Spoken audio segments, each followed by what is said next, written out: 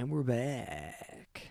Cool. So yeah, I'll sit down and go through a bunch of those little tunes and figure out which one feels Yeah, you right. can go royalty free. You can Google like royalty free whatever. And I mean, there's a program called Audacity that's super easy to use. Yeah, I think I've heard that. And you can just download a royalty free piece of music that you like, and then you can just record something onto your phone. I mean, I don't know if you have like a microphone or anything at home, or dude, Yeah, we I can do. even do it here, bro. Mm-hmm. And if you had something you want to say, like "Welcome to the Zach," if you had an idea, and "Welcome to the Zach Water Podcast," blah, blah, blah, Yeah. you could put that in Audacity over the song that you pick, and very easily edit those two together. That's Cool. That's not very hard to do. Right. Yeah. So, Cool. Anyways, that's what's up. Yeah, we'll figure that out. Hey, you want to look up something for me? Yeah. In a couple days, next week, why I won't be here is because I'm going to, if you type in Havasupai, HAVASUPAI,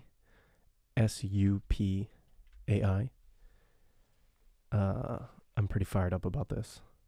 And this is also kind of, yeah, hell yeah, dude. Look at that water. You can just go to images and scroll around. But I'm going to go spend like next week Nice. down in there. That's in the Grand Canyon. Which the Grand Canyon, like the Grand Canyon's sick or whatever to go to the top of it and look out. But it's kind of overrated, I'll be honest. That's in the Grand Canyon? That's inside, yeah, that is down below. Awesome. Right. And that's going to be way more Can awesome. you camp down there? Yeah. So that's what we'll be doing. A be living down there for a couple days. Is it like set up for camping, or you just gotta huff it and figure your own shit out? I mean they have like a mile area where there's some clearings here and there, and you just kind of find what's available, park all your stuff there. Dude, I'm feeling like the vibe in here is just changing my entire energy right now. I feel spooky. I want to talk about spooky shit all of a sudden. Oh my god, I would love to talk about spooky stuff. I'm down for whatever. Let's get spooky, bro. How did we leave off on the last one? I'll talk about spooky stuff. The last one I told, the last one we were talking about some of the things I've experienced through meditation. And this is another thing I wanted to mention today, actually, is maybe something that if you wanted to get into it a little bit, because you had mentioned when I finished kind of talking about these experiences that I've had during meditations. Yeah. You said that you've always had interest in maybe gaining some type of an actual metaphysical experience. Yeah. I've never been able to accomplish it, honestly. Sure. I used to, but I also wonder how real I am about that. Like, if I'm being honest, maybe I don't. Maybe I'm a little scared, because I think if I really wanted to have a metaphysical, I could just do acid or DMT, and I think that would be, if I really wanted to. Sounds like I could, but the truth is, those scare me. Yeah. Well, and then when you're doing something, when you're using something outside of your body, I think you're a lot more out of control. Yeah, I don't like of the that. situation. I also don't want to lose my mind, man. And I think that even if let's just say in theory, there's only 1% chance that you have the type of brain that's breakable. That's not worth it to me. Yeah. No, I understand. Like that, like not even close. Like, I would never do DMT because my dad's manic depressive, and I've heard that there is a connection to be able to, you can snap your mind on that stuff. Yeah, well, I think we all have, I mean, just like we're all kind of predisposed to certain maybe manifestations of mental illness. Yeah. Yeah, I mean, I think in that same way, everyone's got certain proclivities to things that could happen, Yeah. Mushrooms sounds okay, though. I should do mushrooms. From what I've heard, that sounds relatively safe. Yeah. Right? Well, and I mean, in the past couple of years, they've done really extensive medical research on mushrooms. Yeah. So I think that's something. I mean, I was surprised by this, but I definitely think this is something we'll see kind of become integrated into the norm. Yeah. Of things that people are doing, at least clinically, because all the research was obviously done in a clinical setting. And they had great results, man. Like, a lot of this research was done with people who are terminally ill, who are going to die for sure, and are having a hard time coping with it.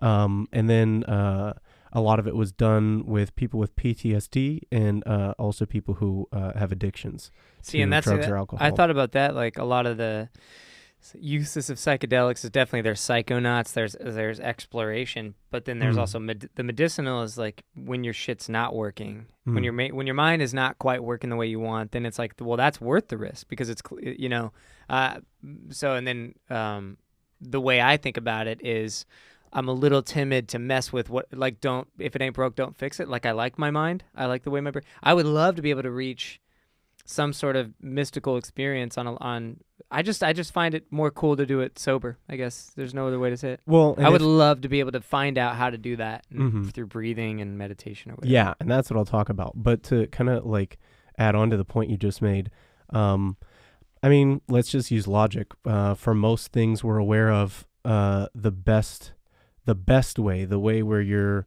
having the least amount of consequence and the greatest amount of reward is usually the harder way. Right. And so if you're going to ingest something that takes a minute to get this rush of an experience that lasts a couple minutes and then it's over, or even just a few hours or whatever, you are shortcutting things a little bit. Yeah. And anytime you're taking a shortcut, you're going to miss pretty essential kind of lessons along the way.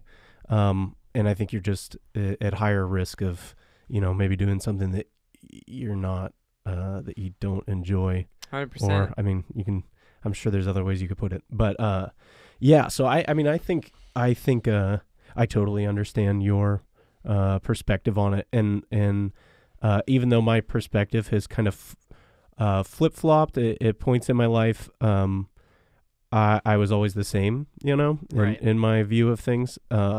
And now having experienced a little bit of everything, I can say that is definitely my perspective now, is that using kind of the intrinsic abilities we have that we kind of don't really know about, you can achieve much of the same thing, if not something better, But a point, like you said, on the clinical side, it's usually people who have things are kind of out of sorts. And so they feel like there's really nothing to lose. Yeah. And that's true in a sense. They're already disintegrated. And then I think it oftentimes works with people who are in maybe more of like a broken stage of life. Yeah. Because I think that's where having like a fast experience is helpful, because it can kind of shake off all that junk that's keeping someone, keeping someone back from having an experience like that. Yeah. And then just having had that experience and being able to see the other side of things, I think gives them hope. For sure.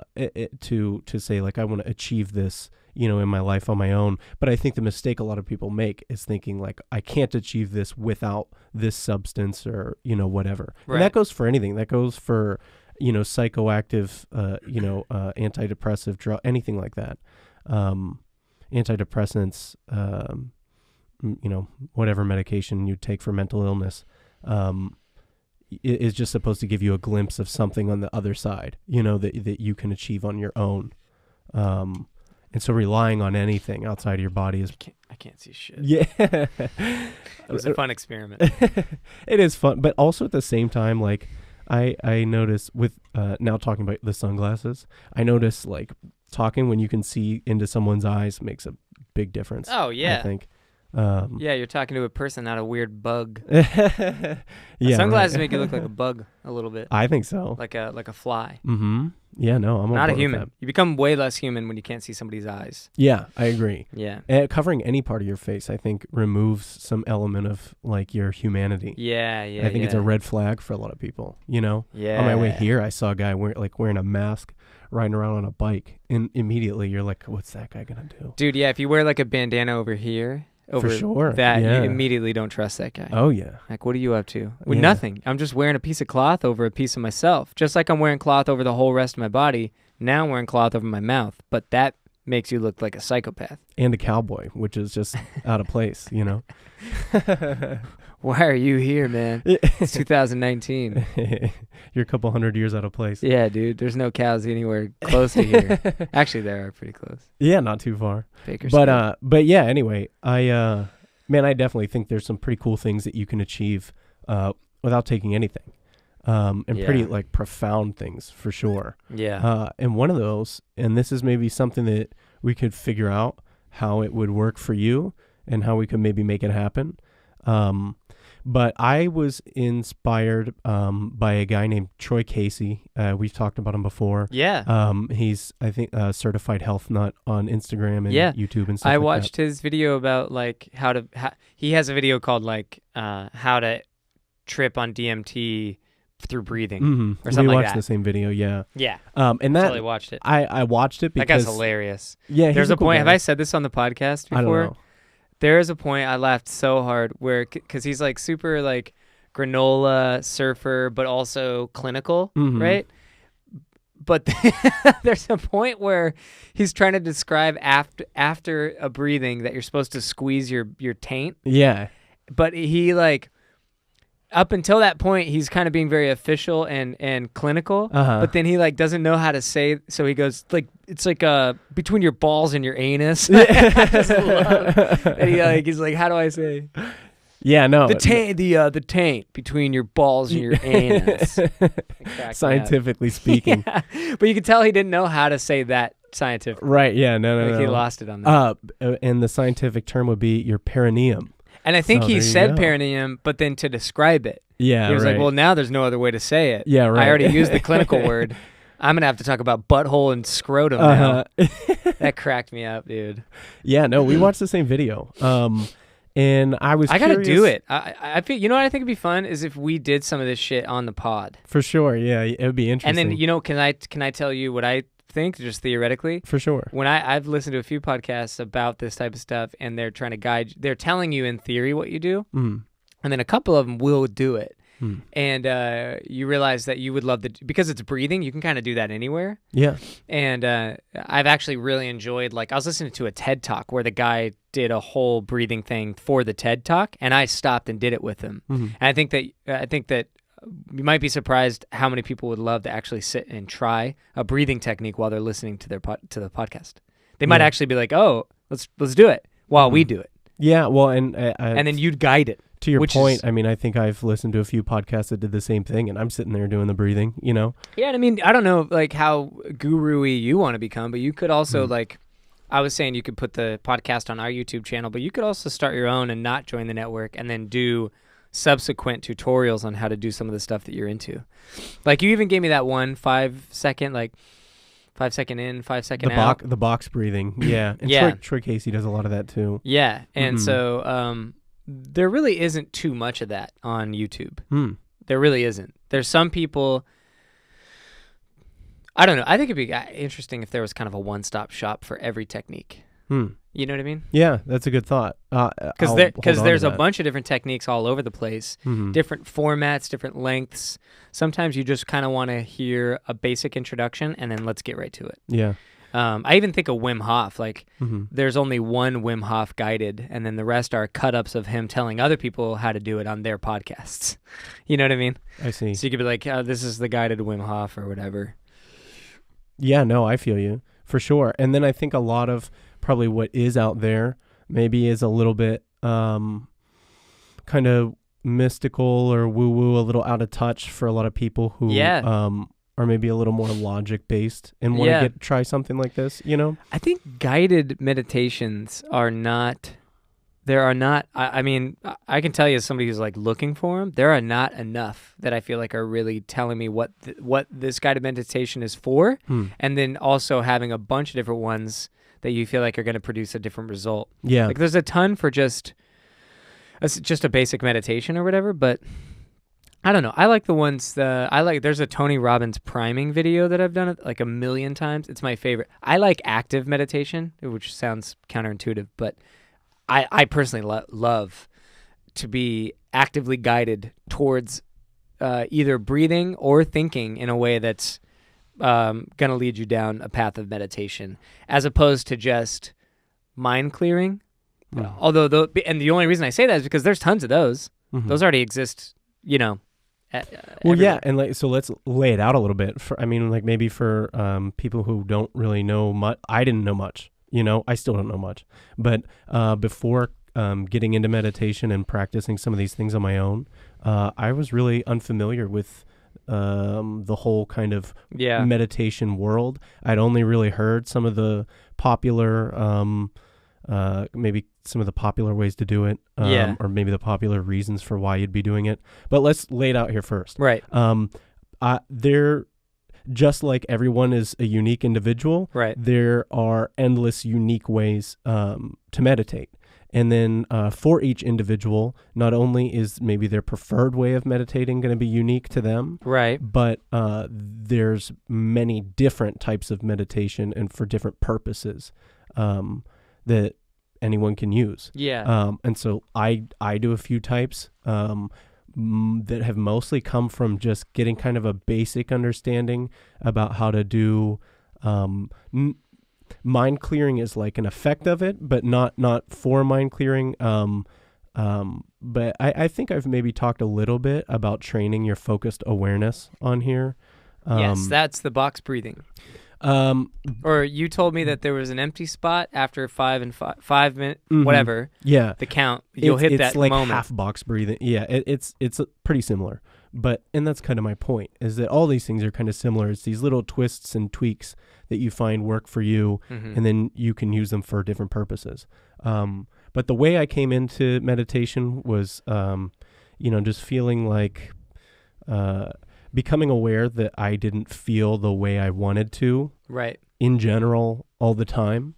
I realized that my thoughts felt very scattered. I felt as though I didn't have control over my thoughts. Control is the key, I think. Yeah, I felt like my mind was kind of doing its own thing, and I was almost just witnessing it a lot of times. Right. And to me, that was really stressful because I felt like I wasn't. I feel like that's just most people. I think most people don't even realize that there's another way to be. A big revelation for me in my life was just the revelation or whatever, that thoughts are not necessarily, they're almost things in and of themselves. They're not necessarily your thoughts. They're not true. They're not false. They're little entities. And when you objectify a thought like that, you realize your entire mind is reworkable. And when you really take that to its logical conclusion, you realize that's a liberating sensation, because now a negative thought, you don't necessarily have to look at it with any power, even though it might hit you and resonate with you. You can retrain your mind so that it doesn't anymore. The game is realizing that when you're sitting and thinking thoughts that seem to not be good when you really look at them, what I think happens, what definitely was happening to me, is what I think I'm doing is I'm analyzing potential truths, negative realities that I'm actually internalizing as potential truths. And then when you realize that, no, those are just thoughts. Those are literally just entities in and of themselves that you either got from somewhere. They are neither true nor false. Oftentimes they are actually just false. Definitely not true. And then, like, dude, being able to go through that and realize, like, oh, you can navigate your entire mind and catalog everything you're thinking about throughout the day and look at it more. You can remove it all of a sudden. And just that layer starts to create a little bit of an empowerment to be able to work differently with the thought. It's like something, and it's not exactly like this, but it's better to even think of it like this than the normal way. It's almost something that's happening around you. It just happens to be in your head. It's as much it'd be like somebody coming up to you, and imagine them just saying what you're thinking. You'd be able to objectify that as a thought, as somebody else saying something to you, and then you'd use your reason to internalize or not the whatever value of what they're saying to you, right? But when it's happening in your own head, it feels like it's completely, you're eating it. You know what I mean? It feels automatic instead of, or like that there's no control. And true, and that it's true. You don't even realize that you feel like the thought, there's no other way to say it, you feel like it's your thought, and it's not. It's a thought. It's no different than a sentence spoken by another person. That's a mind blow. If somebody comes up to you and says, like, if you have something about yourself that you don't like things never work out for me, some sort of sentence like that, and then a subsequent spiral of an analysis based on that premise, which many people live in that realm. I mean, you really look at it, a lot of people are kind of living that things always end up always waiting for the other shoe to drop. That's a colloquialism that is right. Okay, that's a belief that even when things are going good, the bad's coming, right? Very brutal thought. And it's a disease. And that's the other thing. When a negative thought is rampant and it's not necessarily true, it's just a belief, now you're living in a world where this is kind of a disease. This is like a tumor that can be removed. It's not good for you. So anyways, let's just say you have something like, says, you know, I come up to you, I go, you know, nothing ever works out for you. Like it just seems like your whole life's always falling apart. Even if you hated yourself, you might look at me saying that and be like, fuck you, dude. You know what I mean? Even if you kind of resonated with it and really didn't like yourself, you'd be like, if I said it to you, something in you might have a fight and be like, fuck off. You don't know me. But when we say that same sentence in our own head, it's no different than that person saying it to your brain. But you hear it like it's true all of a sudden. And you capitulate. And you go, yeah, you're right. But you don't even realize you're doing that. Mm-hmm. That was the big moment for me. Was when every thought I have, I realize is an entity in and of itself that I can objectively look at and eradicate if I feel like if I believe that will make my life shittier. I don't like that thought anymore. Cool. Done. Out. Or working and it's not instant. Then you think of new thoughts that you want to replace that one with. And that's where good parenting comes in. You don't have to go through that process when you're 25 if good parents instilled and made sure you were never believing defeating systems of thinking, and then also were instilled with more empowering systems of thinking. Like, for instance, everything always works out for me. That's a nice one. Right. Everything always works out for me. Mm-hmm. Things go good for me. Right. I'm smart enough to figure anything out if there's a problem. Something like that. It looks at things with like, I can tackle this world as opposed to this world's kicking my ass. And those are thoughts, man. Those aren't when you think the world's kicking your ass, it's not, nothing is happening on the outside that's any different. It's your brain you're letting it kick your ass. Mm-hmm. So anyway, sorry. This stuff is really important to acknowledge because you brought up like the effect of good parenting and that it should kind of alleviate maybe some of these thoughts or maybe give an easier nip start. them in the bud exactly. before they even start. Exactly. However, I mean, no matter, you could have the best parents in the world, there's no way that they're going to be able to cover every base that there is, Yeah. And so no matter who you are, you're still going to deal with some element of this or just in some way. Yeah. And yeah, I like what you said there. And I think another thing, I think for me, a big revelation was realizing kind of how similar our brains, how similar they are to like a computer. And in the same way a computer can take in information and kind of objectively deal with all these things and choose what it's going to deal with. And I think... choose what to download. Right. I think we can kind of try to look at our brains in the same way. I completely agree. Or at least it's a the metaphor. methodology in the same way and start to kind of... Right, yeah. If you're ready to be done with a thought, you can kind of erase that and put another one in. The process isn't as simple as like Control-Alt-Delete or whatever. You know what's crazy though? Mm-hmm. There's a lot of visualization techniques that you even have mentioned. Yeah. That where actually if you put that, you call this woo-woo, but if you actually want to write down a thought that we were talking about this.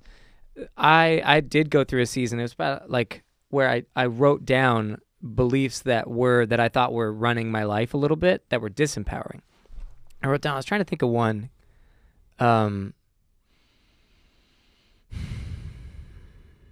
What was one of them?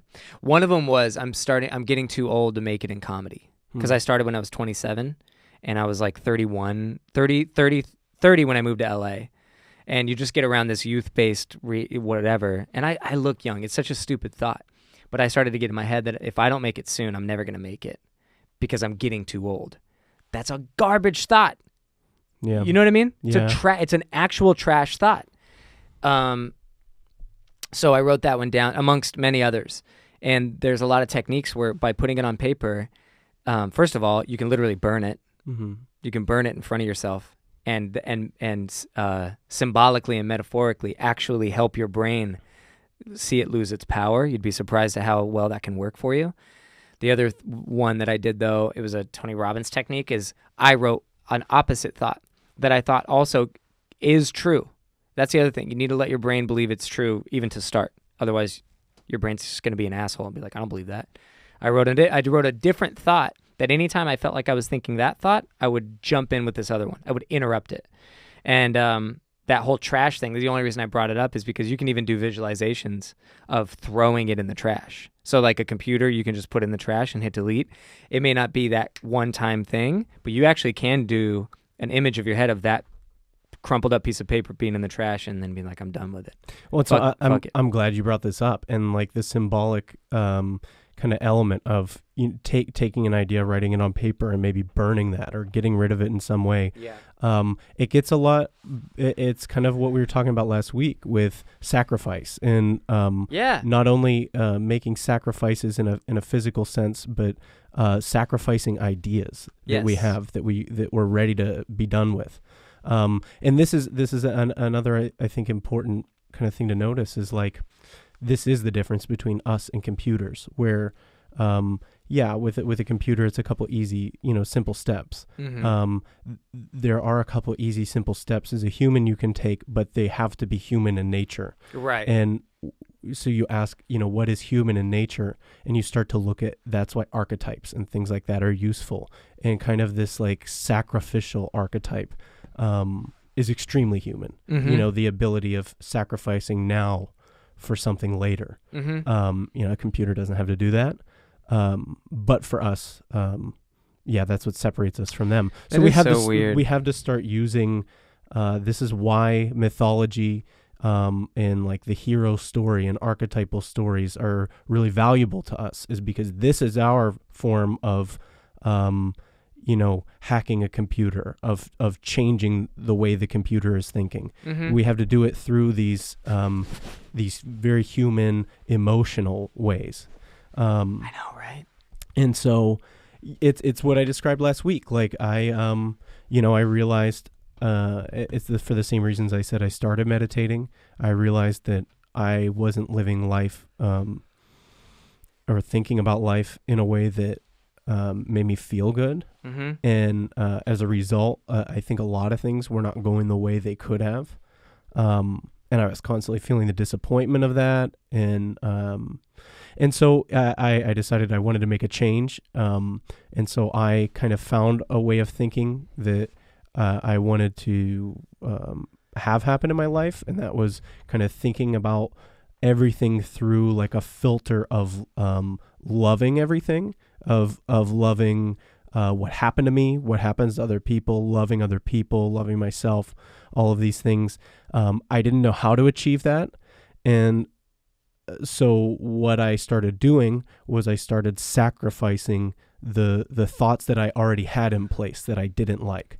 And so every time those thoughts would come up in my head, I would make a conscious effort to say, this thought that I'm having that I don't want anymore, I'm going to give up right now, even though that's my way of explaining the situation I'm in. So I'm in traffic and somebody cuts me off and I almost hit their car and I'm getting stressed out about all these things. I'm having negative thoughts about this person, myself, the place I'm living, that kind of stuff. When that happens, even if I don't have other thoughts to put in place of those thoughts to just replace them with, I'm still going to do the action of acknowledging how I'm looking at everything and saying, okay, I'm even if I don't know what my next step is, I'm done with this one. This one's over. Right. And so in that way, over time, I mean, it's not immediate, but over time, if this is an entity, the way I think about everything, that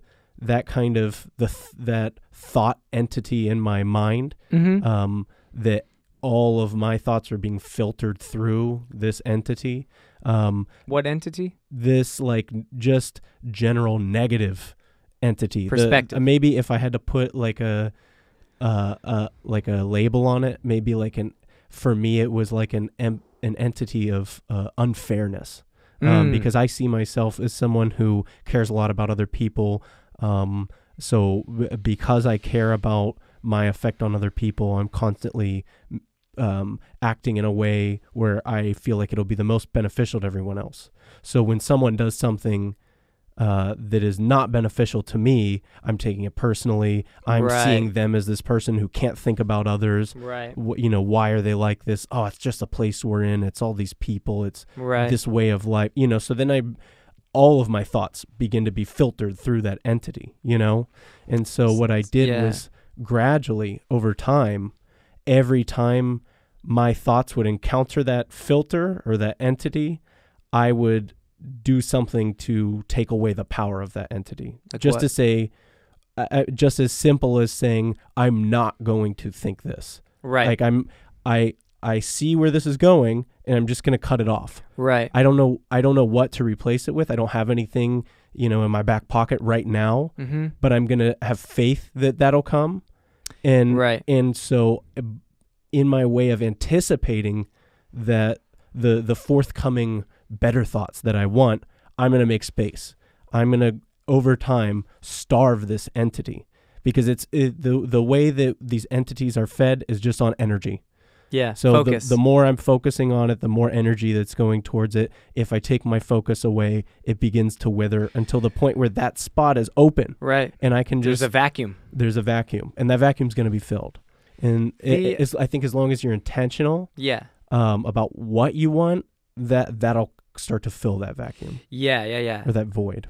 I mean, and this process can be daunting, to somebody if you're like brand new, because it's really cool that me and you kind of had a similar transformation in the similar amount of time. Right. Because we talked about it. It was somewhere around a few months ago. I feel like I tipped, and it's a lot easier to just be operating like that way, the new way. Mm-hmm. But I remember in the beginning, everybody's different. I'm trying to think of, like, if somebody were to start fresh, start from scratch, how to even motivate yourself to believe that you could even handle the process you just said. Because that was something that, when I was at my worst, I didn't even have the faith or belief to even believe that what you just said is in any way useful. Mm-hmm. I would be like, sure, that sounds all right, and never institute any plan of action to actually watch my thoughts and do something with them. You see what I'm saying? Like, you even need to start to get enough faith and motivation to be able to believe that this is possible. Mm-hmm. And I think that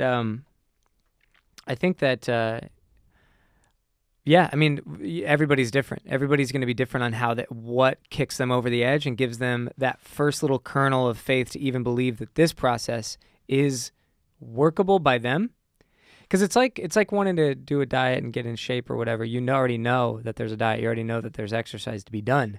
But for some reason, you can't figure out how to get yourself to start going after that. And honestly, that starts in the mind anyways. But I was just thinking about, like, my moment when it all kicked was when I was listening. I think I've already talked about it, but the reason I'm bringing it up again is because in context with what you just said and what I just said, we just both talked about something we did. But where did we even get the will to decide to be paying attention to our thoughts a lot? Because that takes a lot of intention and will. Mm-hmm. So where did I get the faith? And where did you get the faith? I'll ask you too, in the beginning, to even think that this is useful at all. Like, how do you know that you can starve a thought? How do you know that your whole life is going to change if you change your thoughts? Those are not necessarily, when you're kind of pre the process, believable ideas. If I were to say you change your whole thinking structure and the way you emote, your entire life will change. You won't even have to think about what you're doing.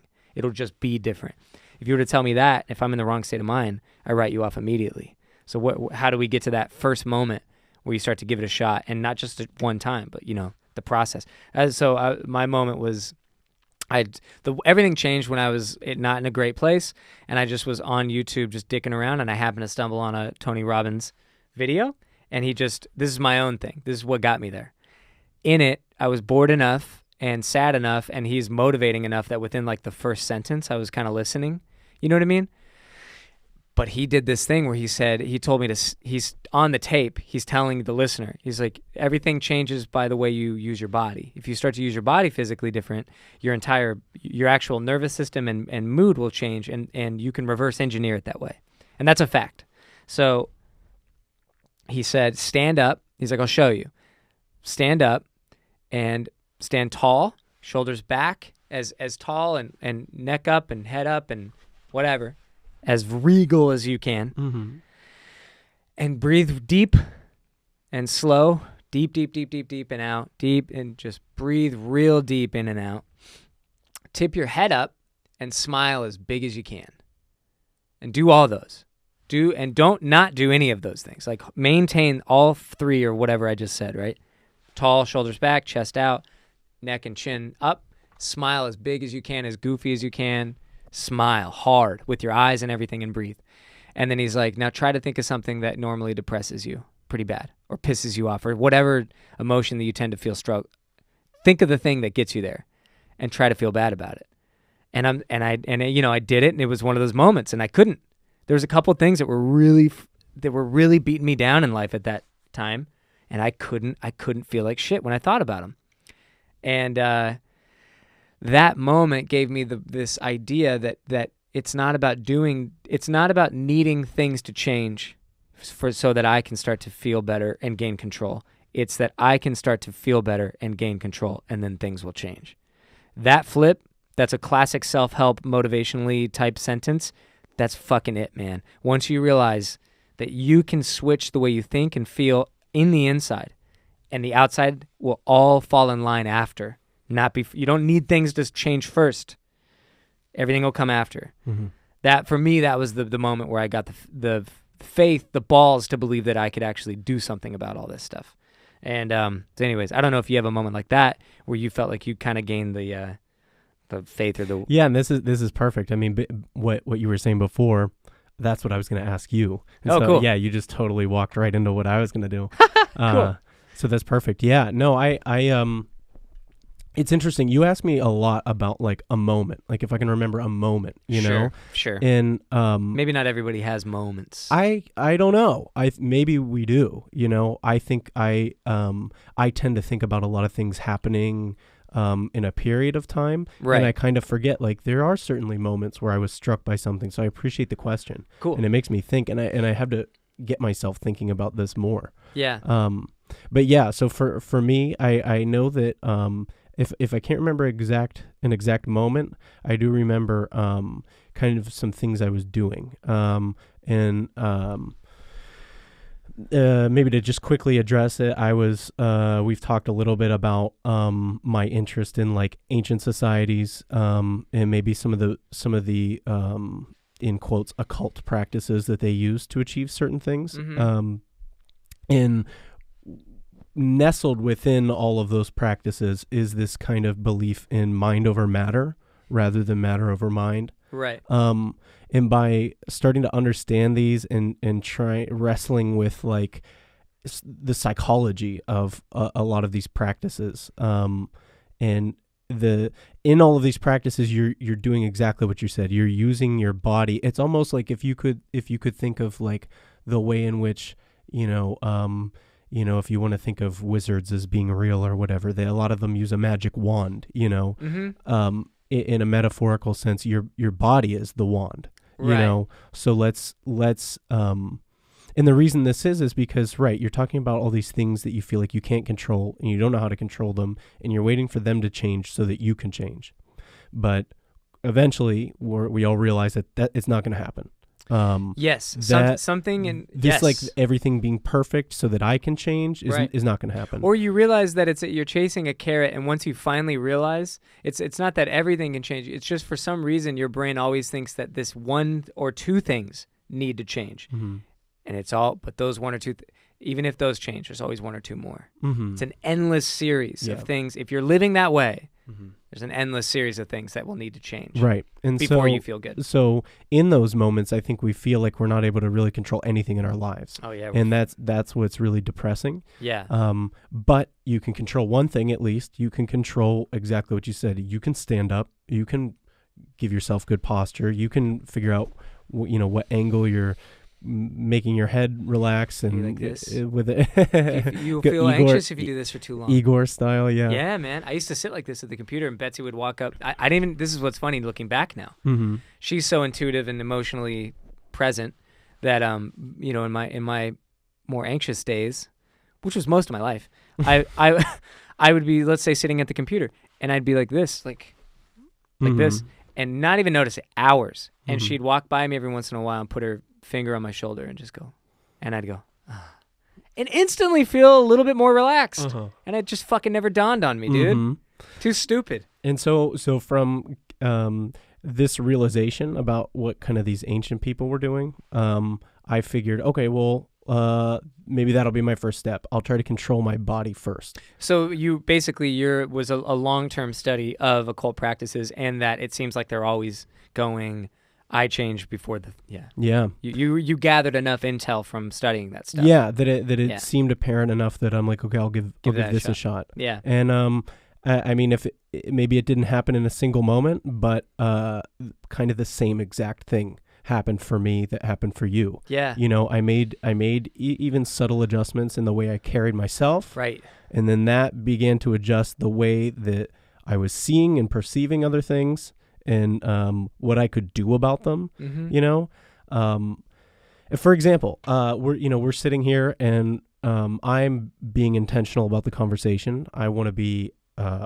open and maybe a little vulnerable and honest, and I want to be able to connect with you while we're speaking. Mm-hmm. So we talked about the sunglasses thing. That's one way of making sure, okay, I'm bringing the connection closer. Right. Something that I do is, instead of sitting here and crossing my arms like this and talking like that, I realize this is a very guarded position. Yeah. And so it's hilarious. Before you said what you said about listening to the Tony Robbins, his talk and correcting your posture and all that. Yeah. Before you said that, I noticed that I was sitting a little bit closed off. Yeah. And so I made an adjustment to, at the very least, open my hands, have my body be exposed, because we don't, I think we really, I've been cross-arm recognizing for like a month now. mm-hmm. And I'm talking, this is the intentionality of focus. Once you identify a little problem in your posture and your thinking, you just start watching, Mm-hmm. and they become more and more noticeable. And I don't do this very often anymore, man. Mm-hmm. Like, it's crazy. I do the same thing. I don't know if I've done it today, but I've had a lot of moments where I'm like, I don't want to do this. It totally looks Yeah, you're totally right. It's crazy. Yeah. Yeah, it's funny. Well, I've just been doing that too. And it's important. I mean, think about it in a very physical sense. Why would you do something like this? You want to do it to okay, all of your essential organs, your most essential ones aside from your brain, are in this space, in your torso, you know? Very so protective. by covering them, you're protecting parts of your body, Right. you know? And the way we're thinking a lot of times gets enacted through our bodies, you know? And so by being intentional and by taking the step to take control of what your body is doing, Mm-hmm. which, I mean, unless you have a degenerative disease, you can do. Mm-hmm. This is a step you can control even when you feel like you can control nothing. And so this is the first step towards making a change in your life. That should instill people with hope. Mm-hmm. I would hope that sentence you just said is like, you know, when you're not in a good place, you do want a magic bullet. You want the magic bullet to fix all the things you think need to be fixed so that you can start feeling better. The real magic bullet is that you can start to do things with your body and your breath that will actively change how you think and feel. And this is where the faith comes in. You have to trust people. That will change the things. Mm-hmm. The irony is that things will change once you just start shifting your all that stuff. It's crazy. Yeah, exactly. You know, but that should be hopefully that's an exciting sentence to hear. Exactly. You can change your body now. Right. Nothing's holding you back from that right now. Mm-hmm. And you'll affect how you feel instantly. And the same with your breathing. Mm-hmm. Both of those things. And thank you for bringing up breath again, because this is actually, I was talking to my parents last night kind of about this stuff. And one of the fundamental things that I've done, especially in the past few months, like probably maybe the past 3.5 months, the biggest thing that I changed was my breathing. And now, when you're talking, it's a little bit hard to monitor, and Mm-hmm. you're inhaling and exhaling through your mouth most of the time. But aside from that, if I'm not speaking, my mouth is closed and I'm breathing through my nose. And this sounds like... Can you tell me why? I've heard this is a classic thing where it's like I've gotten so into the faith. I so believe in all this stuff that I don't even do the research anymore. Mhm. Like if I hear somebody even remotely credible talk about a technique, I don't even look into the science anymore. Let's break it down. What's up with the nose breathing? Let's break it down. I just what I just described with crossing your arms and kind of the symbolic gesture of it, that if you're feeling insecure, I think it's good to think of things as like the most heightened version of something that can happen to you. So, okay, you might feel insecure in a conversation with somebody you don't know, or a new situation you're in. And you're wondering, okay, why would I act this out through my body? Well, if you think of the most heightened scenario, being physically attacked or something, and how you would guard your body, that kind of gives you a way to think about it. You know, you can say, like if somebody was physically attacking you, right? You would cover up. You know, and it's hard to think of these extremes because you think, oh, I'm just in a conversation. It's not a big deal. No, but your body, your body is still responding in the same way. Your mind, if you realize that your mind is doing nothing but interpreting signals, then you can start to see how the signals, the severity of things would kind of get a little bit muddled. You know, your brain just knows it's feeling insecure. It doesn't know if it's being attacked physically or just emotionally because you're not able to deal with whatever the conversation is you're having or the circumstances you're in. That's why you would act in a symbolic gesture, a physical symbolic gesture that you can then acknowledge. Okay. Right. So what's another, I talked about kind of the essential organs that are located inside your torso that you're guarding by doing that. Well, what is the most essential thing to your survival? Food and water are really high up there, but there's one that's even more high up than that, and that's breathing. Yep. So just you're in and out all the time. That is something you have to do, and if you don't do it, you're dead. I just heard somebody say, food 3 weeks, water 3 days, breath 3 minutes. That's how, and yet we worry about food and water, not thinking about how important the thing that if we were without it for 3 minutes, we're dead. Exactly. And so just as I described with the covering of your chest, you probably don't realize this until you start kind of monitoring it and watching it, but how your breath changes based on the things you're experiencing emotionally, basically. Emotionally on the outside of your body, in conversation and things like that. Like I'll notice sometimes if I come in here a little hot, like I drank a coffee, I'm doing this, I'm doing that, I'm not ready to necessarily sit down and have a conversation. I'll notice at the beginning of us talking that I'm holding my breath a lot. Right. I notice that all the time. And I'm doing, here's another thing. Focus when you're having a conversation with someone, especially someone you don't know as well, or especially if the conversation is about something that there's been anticipation around. Notice that you'll say what you want to say, and then you'll probably hold your breath until the other person's done. Wow. And this is metaphorical in a lot of ways. I mean, This is literally, we describe people who are bad conversationalists as just waiting to talk, Right. And if you're literally holding your breath until the other person's done speaking, then you're really just waiting to talk. You can't wait. Right, exactly. And the clock is running out. Yeah. And you're probably going to stop focusing on what they're saying because there's all this stuff happening internally. So just by making the decision to say, I'm going to control this the most essential thing to living, you're already going in a great direction. Yeah. You're already... You're impacting your life. Yeah, you're all these little, if you can think of like your dashboard is coming up with little, check engine, check oil, whatever. Yeah. Those things are being shut off when you can start addressing the most important things to your survival and controlling them. Then no longer will these alarms and bells be ringing in your head to distract you from the moment you're actually in, That's so fascinating, man, because the concept is it's crazy to that. Those are those kinds of thoughts that can shift you when you realize, like, dude, if you're hungry, that's all you can think about. You think about that, right? If you're thirsty, that's all you can think about. If you're not breathing well, you may not realize, but that's all your body is thinking about. You don't realize how much you're thinking about it and what the real problem is. Dude, I heard somebody talking about this is like instituting a kind of a system of thoughts that I kind of already thought about, but just getting into it more, it's like, whoa, that you might be, there's a lot of different things that people do habitually that are actually just helping them breathe. Eating is actually one of them, or smoking a cigarette. Is like there's a lot of habits that are even could be interpreted as bad habits that the only reason you're doing it is because your body's actually panicking for better breathing. And if you just took a second instead of eating a meal, because when you eat a meal, you sit down, you slow down, you eat, you feel full, you breathe differently, and all of a sudden, that's really kind of possibly what you were needing. Same with a cigarette break.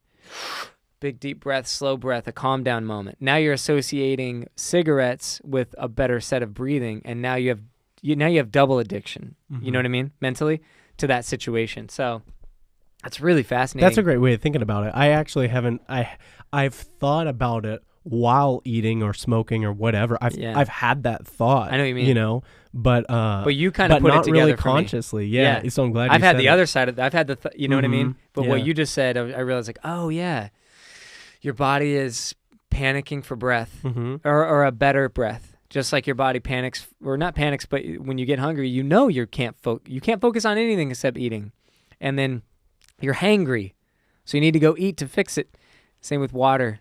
And then I don't know if there's a thirsty emotion, but either way, it's a focus. It's distracting if you are thirsty. Heavy distraction. And then so then think about how much that's so fascinating. You might even be able to watch that and maybe even discover something I have never even really thought about, like how many of my motivations for an action are actually attributed to I just need good breath right now. I just need a break to breathe. Yeah. And that's really cool, man. That's really cool. And so what I said at kind of the beginning of how I got into meditation was that I felt very distracted all the time, and I felt like I couldn't control that. And so what we just detailed is the first step to controlling distraction. These are the biggest distractions that are almost so common in our life that I think we don't even see, we don't even notice them. Yeah. That's how you can become hangry, or you can become whatever. It's just so regular, and it's almost excusable, and you don't have to think about it. Everyone goes, oh yeah, I know what that's like. Right. Let's just, get you whatever you need and move on with our lives. But this is a way where we can start to acknowledge them, be more aware, and then kind of inject some intention into the scenario. And over time, those distractions will fade away, and we'll realize that we're in control over whether we're distracted or not. Right. And we're in control of whether or not we're distracted about the biggest things that are necessary to our survival. So if I can master that, then everything else is just like, what happens in between surviving. Right. So I can handle those, if I can handle the things that are most essential for me to survive, I can handle everything else. Yeah. And that's the next step. That's how you go from these beginning things that you do with your body and your actions to applying it to the rest of your life. It's kind of the doorway into that.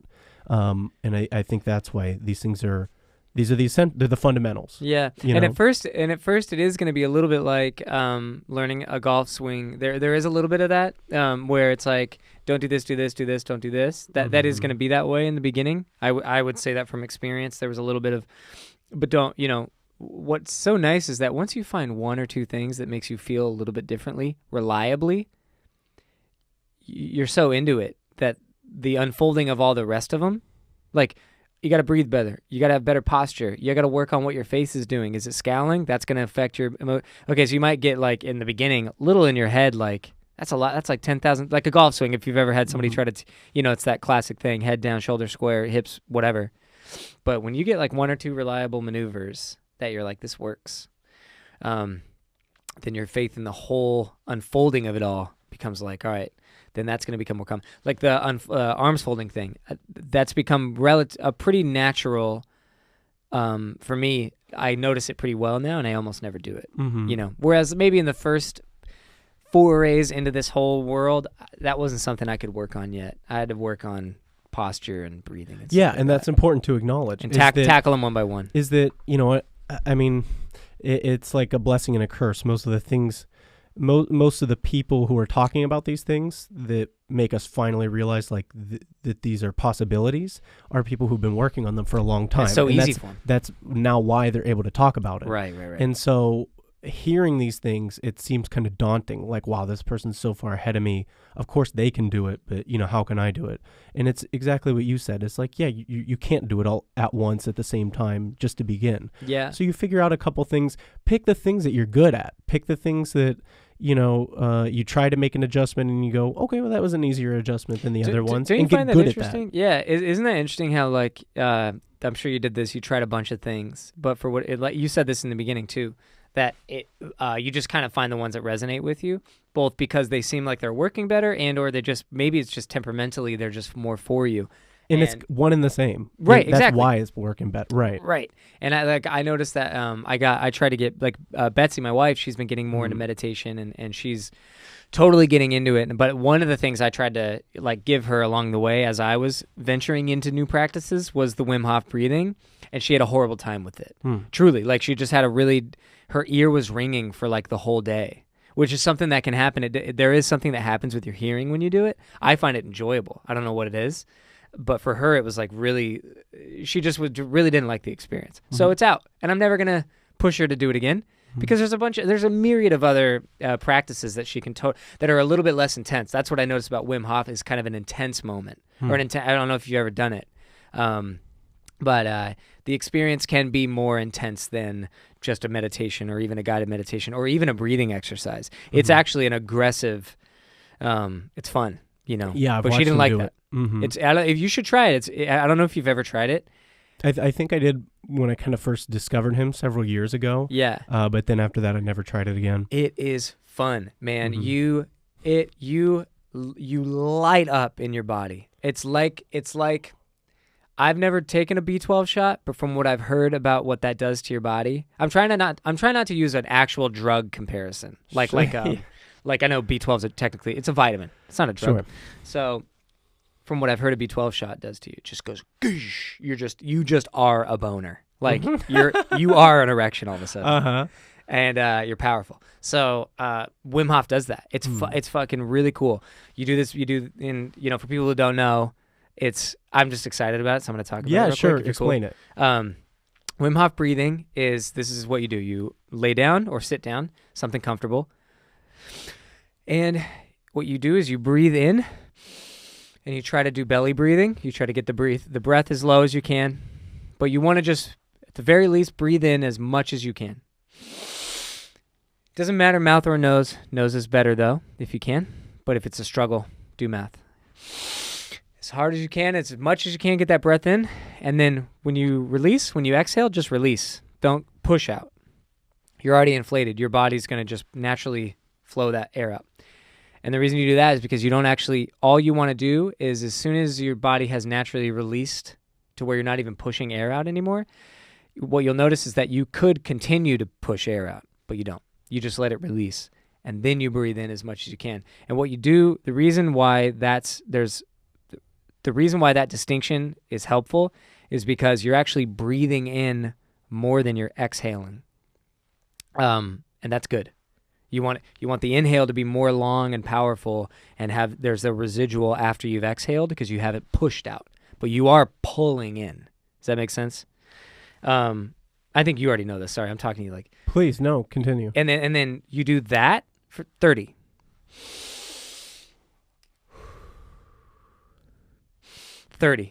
And then what you'll notice the first time you do it is you're going to get a little lightheaded. And you're going to get tingling in your extremities. And I get tingling in my fucking dick. So just a heads up. Which I think is an extremity, dude. Yeah, that's fun. So you get these tinglings in your extremities, and you get a little lightheaded. At the end of the 30th breath, 30 is not a magic number. It's just it's a number to hit. When you exhale on 30, you go in, out. Then you push it all out. The last one. Nothing left. Empty the tank and hold from a no oxygen place. Stop and hold your breath. And watch. And then go as long as you can there. You'll notice that you can hold your breath for a lot longer than you could ever think, not having any breath in your body. Because what you've done is you've oxygenized your body for the 30 breaths. And then when you hold your breath in that state, exhaled, and then once you need a breath, don't force it or anything, but when you know you need a breath, as soon as you get that feeling, you breathe in full, as much, all the way in, and then hold that that's fun. Do it as long as you want, because that's where it hits you. And the whole thing takes between the breathing and then the holding leading up to that one big breathe in, the whole thing will take 3 minutes. And it's 3 minutes to get to a 15-second fucking, it's amazing. That when you breathe in, can you describe it a little bit? That last portion you're talking about, where you take that big breath in and hold it. What are you feeling in that moment? A bunch of things happen physiologically, I can tell you. Sure. To start, just talk about physical sensation. A few things happen. So your ears. One thing that happens is there's almost a your hearing almost fades. Mm-hmm. It goes. Woo, you start hearing less outside noises. You feel more. It's almost like you're hearing the inside more. That's just a physiological thing that happens. It literally feels for me. I feel like my eyes widen open without me even trying to, because it almost. And another cool thing, it seems here's let me just put it this way: your sensations, your five senses seem like they just get hit on overdrive all of a sudden. Mm-hmm. Your ears feel like something's like happening, and there's more of a pulsing internal hearing. And then what happened to me a couple times is you kind of hallucinate. You see pixelations. You see like I saw, like they say, if you do acid, you see a lot of faces on the walls and stuff, because that part of your brain, facial recognition, is being, what do they call that? Synesthesia. Your whatever. Different. Yeah, it's not quite synesthesia, but it's I know exactly. It's a conflation of two things in your brain interacting in a way that they normally don't. Sure, yeah. That kind of happens. Yeah. You'll start to see different hallucinogenic type, fractally type things, which is fun. You also there's no other way to say it. You just get this dopamine rush, and I don't even know if it's dopamine, but one of those positive chemicals just hits you, and you can't help but kind of smile a little bit and start to feel like literally feel good and feel happy, like you took a shot of booze. Mm-hmm. You know what I mean? You know when you take a shot and you're instantly like, man, I'm good now. You get that a little bit, a rush of sort of dopamine or maybe serotonin. I don't know which one. Maybe it's a bunch. And then there's no other way to say that you just feel hulked out. Like you just feel like your entire body just got a rush of pure invigoration. Yeah. Mm-hmm. Yeah. And you feel, I do it all the time when I'm tired. So my life right now, I'm pretty busy during the days in a lot of great fun ways. And then a lot of times I'll have sets very late at night, like 1 o'clock, 12, and I'm exhausted. Mm-hmm. And I will do Wim Hof before the sets, because I can't go up there with that lethargy, and I do it, and it'll give me energy for about an hour and a half, which is about all I need when I'm that tired. Yeah. It's like instead of caffeine, caffeine doesn't even work for me at that point. The Wim Hof will. And then the other cool thing that starts to happen, you're supposed to do 3 rounds of what I just said, so that's 1 round, and then you're supposed to do 3 rounds of it, and then cool things that start to happen physiologically that I find fun. Your teeth vibrate. I think that's kind of cool. If you do it really well, by the 2nd or 3rd round, your whole body is literally like, and there's no other way to say it, it's vibrating. Mm-hmm. It's not just tingling, it's vibrating. It's really cool.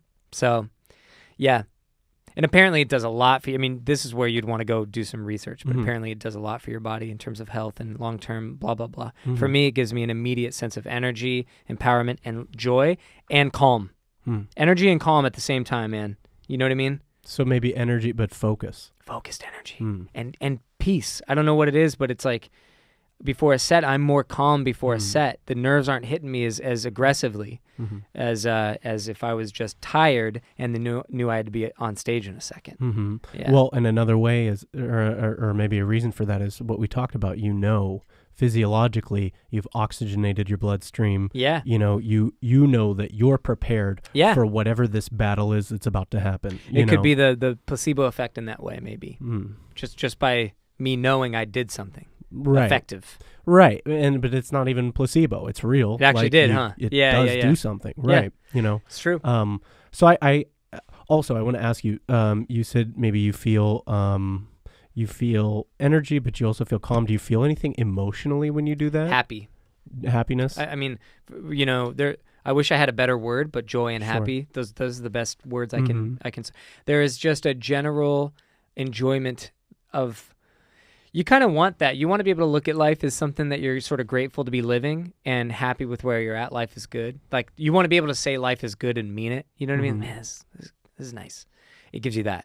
It gives you a sense of. I think that's where the whole. I think, and I could Google this for a second, but I do think it gives you a rush of one of those happy chemicals.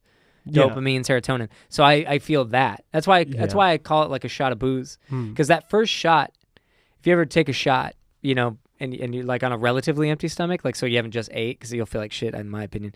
But let's say you're just normal, whatever. That shot, the first thing it does is it's only one shot, so you're not drunk yet. All of your faculties are sharp enough, and this shot gives you actual energy. I mean, that's how I feel about it. And it gives you like kind of this, like, this is a joy, which we know that, I mean, that's what alcohol does do to you. I don't know which chemical it gives you, but it fires off one of them. And so it feels like taking a shot. Because you take three shots, doesn't feel like that. That's drunk. One shot, there's just something about that shot will make you feel happy and invigorated, and it's like your speech isn't even messed up yet. You know what I mean? Yeah. You feel like just a little bit better version of yourself on one shot. I know what you mean, and I'm asking pretty specific questions because what I'm about to detail is pretty similar. Oh, word. And I think it's interesting to kind of identify these different breathing techniques, because the one I do is absolutely similar to the one you've just described. Yeah. And it produces some of the effects you described, but then there's also a little bit different effects that happen too. And maybe so if I hear you talk about yours too, I can also, that can help me clarify. Sure, yeah. Well, and so what I think is interesting is identifying that, like, okay, you ingest different things for different reasons. Like, there's many things that are even in the same, and it's I wish I could think of something to use other than like drug references. I know. Yeah. But these are the reason why the reference works well is because these are ways that many of us can identify either by having seen someone do this or having the experience ourselves, where we can see a marked difference in our perception or whatever that happens from ingesting something. You know? So drugs are just so clear and so quick. Mm-hmm. Everything else is so, you have to do it the right way, and it's a little bit more gentle. Right. And so it's less. Well, and so let's look at coffee, and then let's look at a cigarette or something, okay? Both are stimulants, but coffee doesn't, although it makes you feel stimulated, and maybe some of the same ways that a cigarette would make you feel because nicotine is stimulating, you're not going to feel exactly the same. So you do the two of them for different reasons. Right. Sometimes people love to combine them, you know? Yeah, they go well together.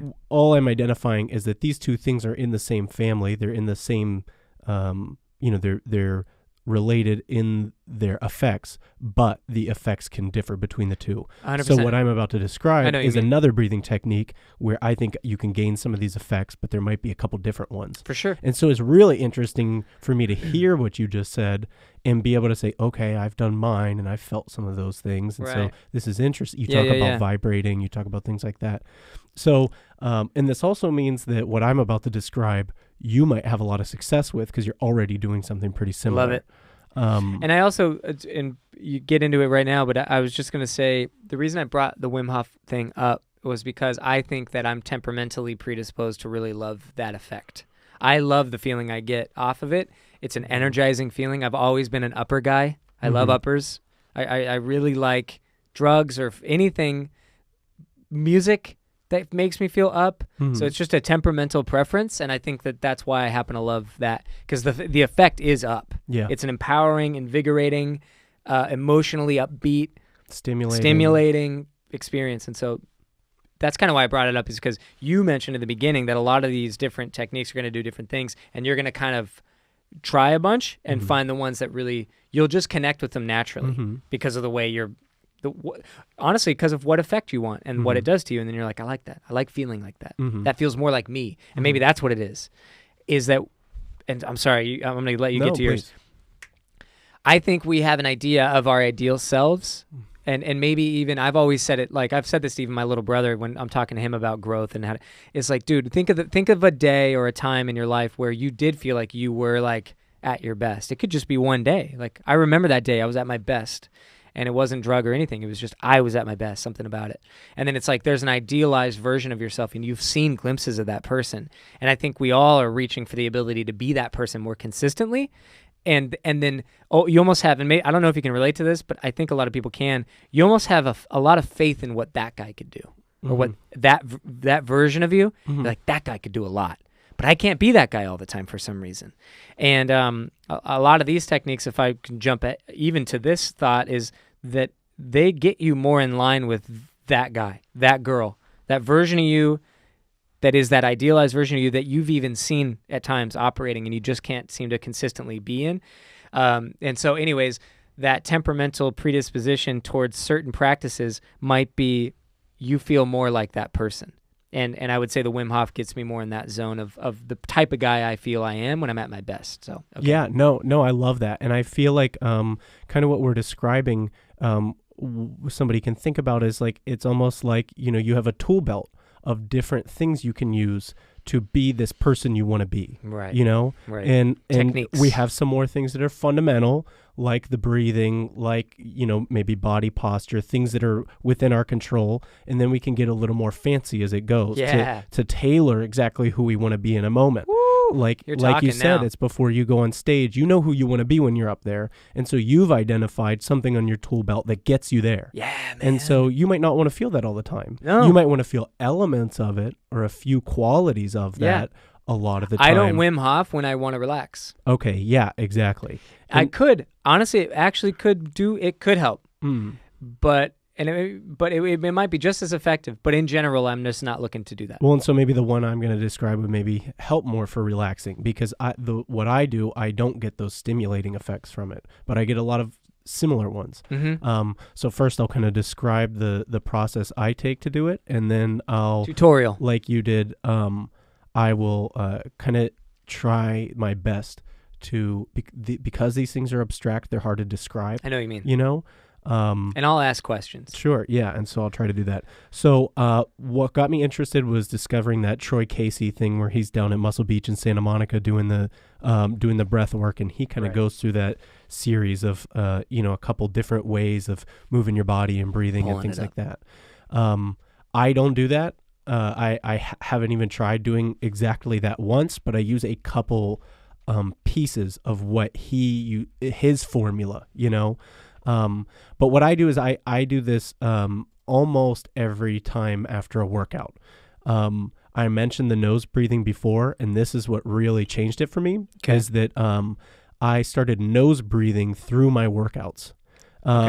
And I'm also, because of like my background with either athletics or bodybuilding or whatever, I'm pretty extreme about working out. So when I'm at the gym, I'm trying to make it as hard as I possibly can for pretty much, about an hour to an hour and a half. Mm-hmm. You're trying to be intense. I'm trying as hard as I can.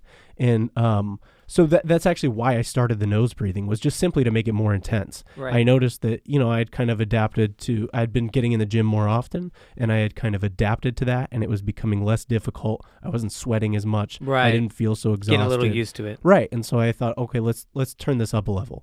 So I said, I'm just going to start breathing through my nose from the time I hop in the car to drive to the gym till the time I get in the car and come home. I'm going to breathe through my nose that entire time with no exception. Wow. I'm not going to take a break. I'm not going to open my mouth, period. During the workout too? The whole thing. Holy shit. So, and this is what got me into just nose breathing all the time, because I saw the benefits of it. So I would go to the gym. I do a 10-minute warm up before I start actually any lifting. The goal of this is to get my body in a compromised position so that I start sweating, so that I really get fired up. Yeah. So, I'll spend 8 minutes doing cardio on a bike through my nose at a level of resistance that's enough that I'm breathing pretty heavily, through my nose, taking long, deep breaths. I try to control them. Then I have from minute 8 to minute 9, I do it as hard as I can. It's like all out. I'm going as hard as I can for 1 minute, and that's breathing through my nose the entire time. Yeah. Then I'll do like a 1 minute cool down. What that's already done, you will feel like a completely different person in 10 minutes just from that. Word. Because you've put your body in a compromising position, but you've chosen to control it. And, maybe it wouldn't work at first super well. Like, it was a struggle for me. I was going to say the nose, because you're struggling to get the oxygen. Yeah. Right. And in a constant mental fight at the beginning, saying like, I just need to open my mouth just for one breath. I can get a big, That's a discipline move. Right. Not only is it discipline, but it's strengthening your will. Yeah. Yeah. But so doing that gives you control over that situation. You've already tried to get yourself in a really tough position. You've risen above it, and now you're done. Yeah. And you're like, okay, now I'm going to go through my whole lift like that. And so I'm going to lift intensely. I'm not even going to take a minute between each exercise, you know. Mm-hmm. I'm going to like 45 seconds or so you're really moving the whole time. Mm-hmm. And the whole time, not only are you breathing through your nose, but you're doing it in an extremely controlled way. This is something most people aren't doing when they're lifting weights, is that there's 3 parts of every exercise you do. There's a static part where you're holding it. There's a positive portion where, and this is where everyone tries hard. If you're bench pressing, okay, you lift it off the top, that's static. You're just holding it, okay? Everyone forgets this second part, the negative, where you're coming down. So usually people just drop it. Right. And then people are just focused on one third of the exercise, the positive, pushing as hard as they can. Right. Okay. And so you'll see people who aren't doing it in a controlled way. They lift it off and hold it for a second. They just drop it and try and pop it back up. By doing that, they've done 1/3 of an exercise. They didn't do the full thing. Right. Okay. So what I'm doing is, not only am I just breathing through my nose the whole time, which is a deeper level of control than you normally have, but I'm very consciously taking my time. I'm holding it, getting a big, I'm preparing myself. So maybe I've released some of the air that was already in there while I'm holding it. Then on the way down, I'm going slow and I'm going,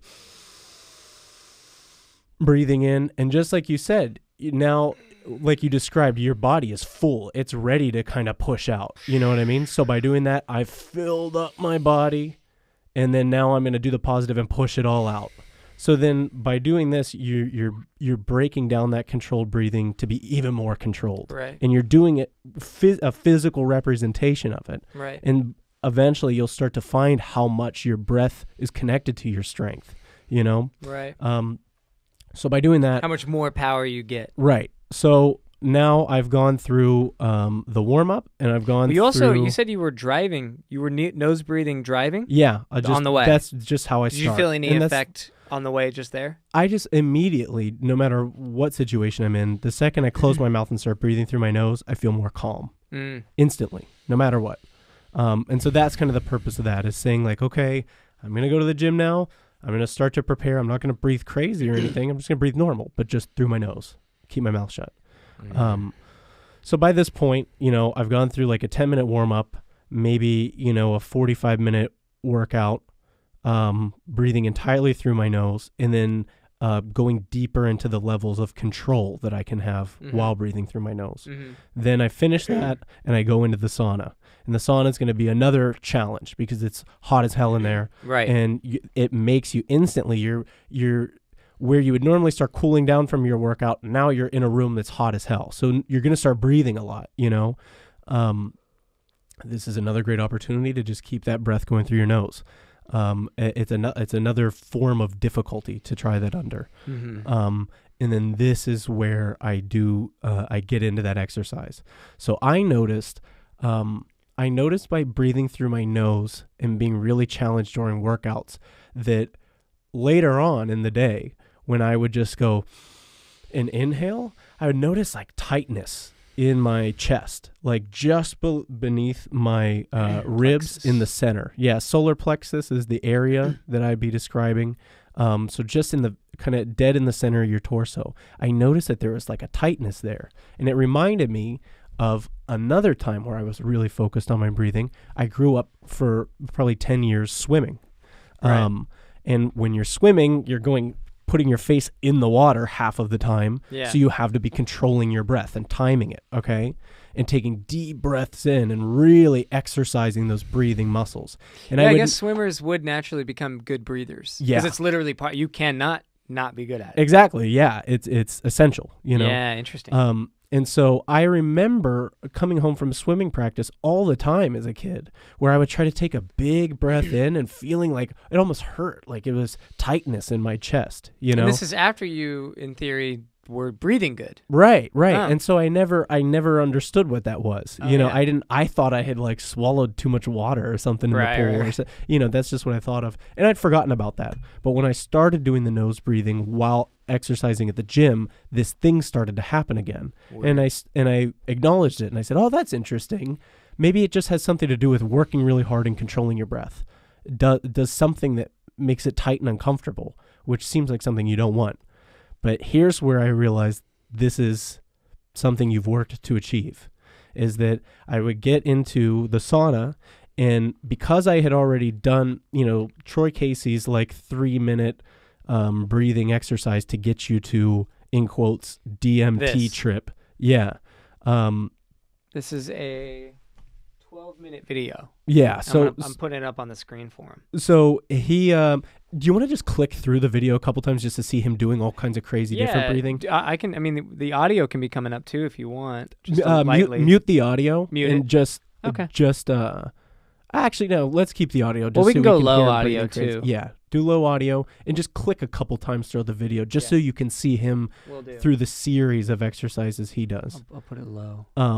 But in my mind, I felt like I had already achieved this by spending an hour with really controlled breath at the gym.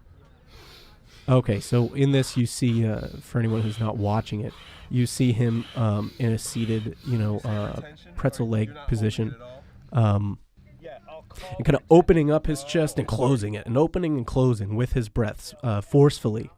And then he does a couple other series of movements where he's just breathing through one nostril at a time, moving his head to the side while getting fast breaths in and out of his nose. That one intrigued me because I've had a bad left ear for coming on almost 4 years now, which used to terrify me. But I honestly, with my head work, I've been able to not stress out about it. That was one of them. You're releasing sinus pressure too.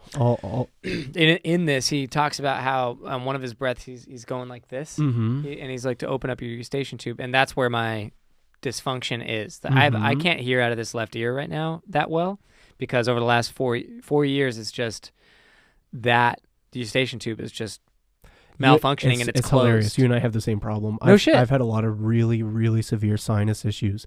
And yeah, my left ear doesn't hear as well as my right one. Are you serious? Yeah. Dude, are we like cosmic matrix twins? Something like that. I don't know. Homie, that's crazy. Right, yeah. What's your girl's name? Melinda. I mean, that's a little interesting because Betsy's like an old lady name and Melinda's like an old lady name. A little old-timey, yeah, for sure. Yeah, so when he was talking about eustachian, I've been trying to do that more. I mean, I do still have the goal of healing it, and I believe that I can, or that we can. I think because, and not to cut you off what you were talking about, sure. You stay on topic with your thing, but it is my belief that a lot of it, and it's more of a faith belief. I'm not going off scientific proof here. I just believe people that say that you can fix this stuff. Chronic ailments typically are associated with long-term misuse of a variety of parts of the way you breathe, think, emote, emotion. Like I was a pretty high-stress, high-anxious person for the majority of my life. It doesn't there you go. So it doesn't shock me to think that I have a dysfunction in my body somewhere. That those seem to be a one-to-one relationship, even if that's not a doctor wouldn't tell you that. That's where the disintegration of your body kind of slowly comes from, is from the improper balance of chemicals that can be destructive in your bloodstream, and cortisol is one of them. That's a brutal drug flowing through your body a lot if you're anxious and stressed, even if it's a low amount. It's not healthy, and that could. So, anyways, that's ear problems and things like that. Those typically are unoperable chronic problems. Like there's not much you can do about it. Those are ironically the most fixable by changing the way you think, changing the way you breathe. Stomach issues too. I've yes. My entire life. I mean, even as a really young child, I've always had really bad stomach acid issues. And I've gone through many phases of my life where it at times completely controlled my life. No shit. And in the last year of my life, it's been better than it has been in the past 5 years. Yeah. And it's because I started making some of What these about your changes. ear, if you don't mind me asking? Have you been able to get any progress on that? Just from, my ear, but the biggest problem I had was through my nose. Okay. Where my nose was clogged But for whatever a lot. reason, And your left ear would... even still now, I mean, if I listen back to these podcasts and I can tell I'm a little bit nasally. Nasal, okay. But that's always there. And also, that's from, occasionally smoking doesn't help, and so that's something I can improve on. I also have a belief that I could go on a hardcore elimination diet, hardcore, and I've never done it.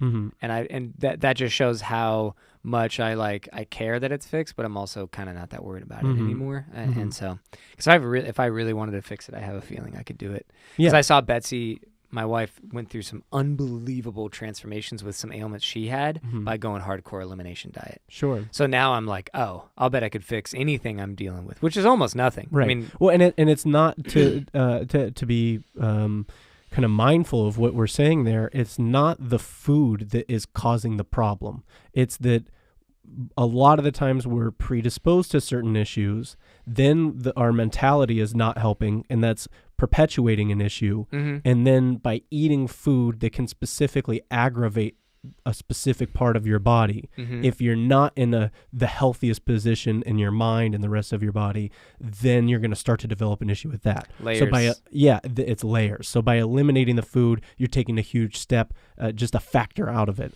and then you can focus on the breathing factor, and then you can focus on the rest of your mentality, and then it all changes. Yeah, and I have a feeling I've done pretty well on everything else, except I feel like if I did the food, it'd be the last domino. Like I feel like I've handled that. Like I don't even notice it anymore. It used to stress me out. You maybe you do know. I was about to say you wouldn't even know. You probably do. Yeah. It used to freak so full disclosure, when I was talking about that Tony Robbins thing, when he said think about something that depresses you or made you, I thought about that. The ear really bothered me and scared me. The idea that this is going to be a problem for the rest of my life really freaked me out at that time. Yeah. Real bad. I mean, it was day ruiner shit, Oh, I understand. Anyway, so that was a big one for me. Yeah. I did it. I thought about the ear and it didn't depress me. And that transformed me. Going back to that. Yeah. No, I can absolutely relate. And I don't know. Well, I'll continue talking about this instead of getting into the depressing points in my life. Yeah. But anyway, so work sauna. Now you're talking. So basically, I'm in the sauna because I've just spent the past hour with absolutely controlled breath through my nose. I skip all this stuff. He's just trying to get you to a place in 10 minutes. I'm spending an hour doing it. I'm already in the place. So now what's left to do is and you were talking about that pit in the stomach. Okay, so now what's left to do is his final step that you see him do at the end. And this is where he talks about the way he's sitting right now. He has something under his butt, and then he has his legs not just pretzel style, but like yoga style. And what this does is it just really helps you. You're sitting, but you're sitting in a way where your spine is completely straight, and you're able to control it pretty well. And then the final part where he talks about clenching the perineum. That's the funny part.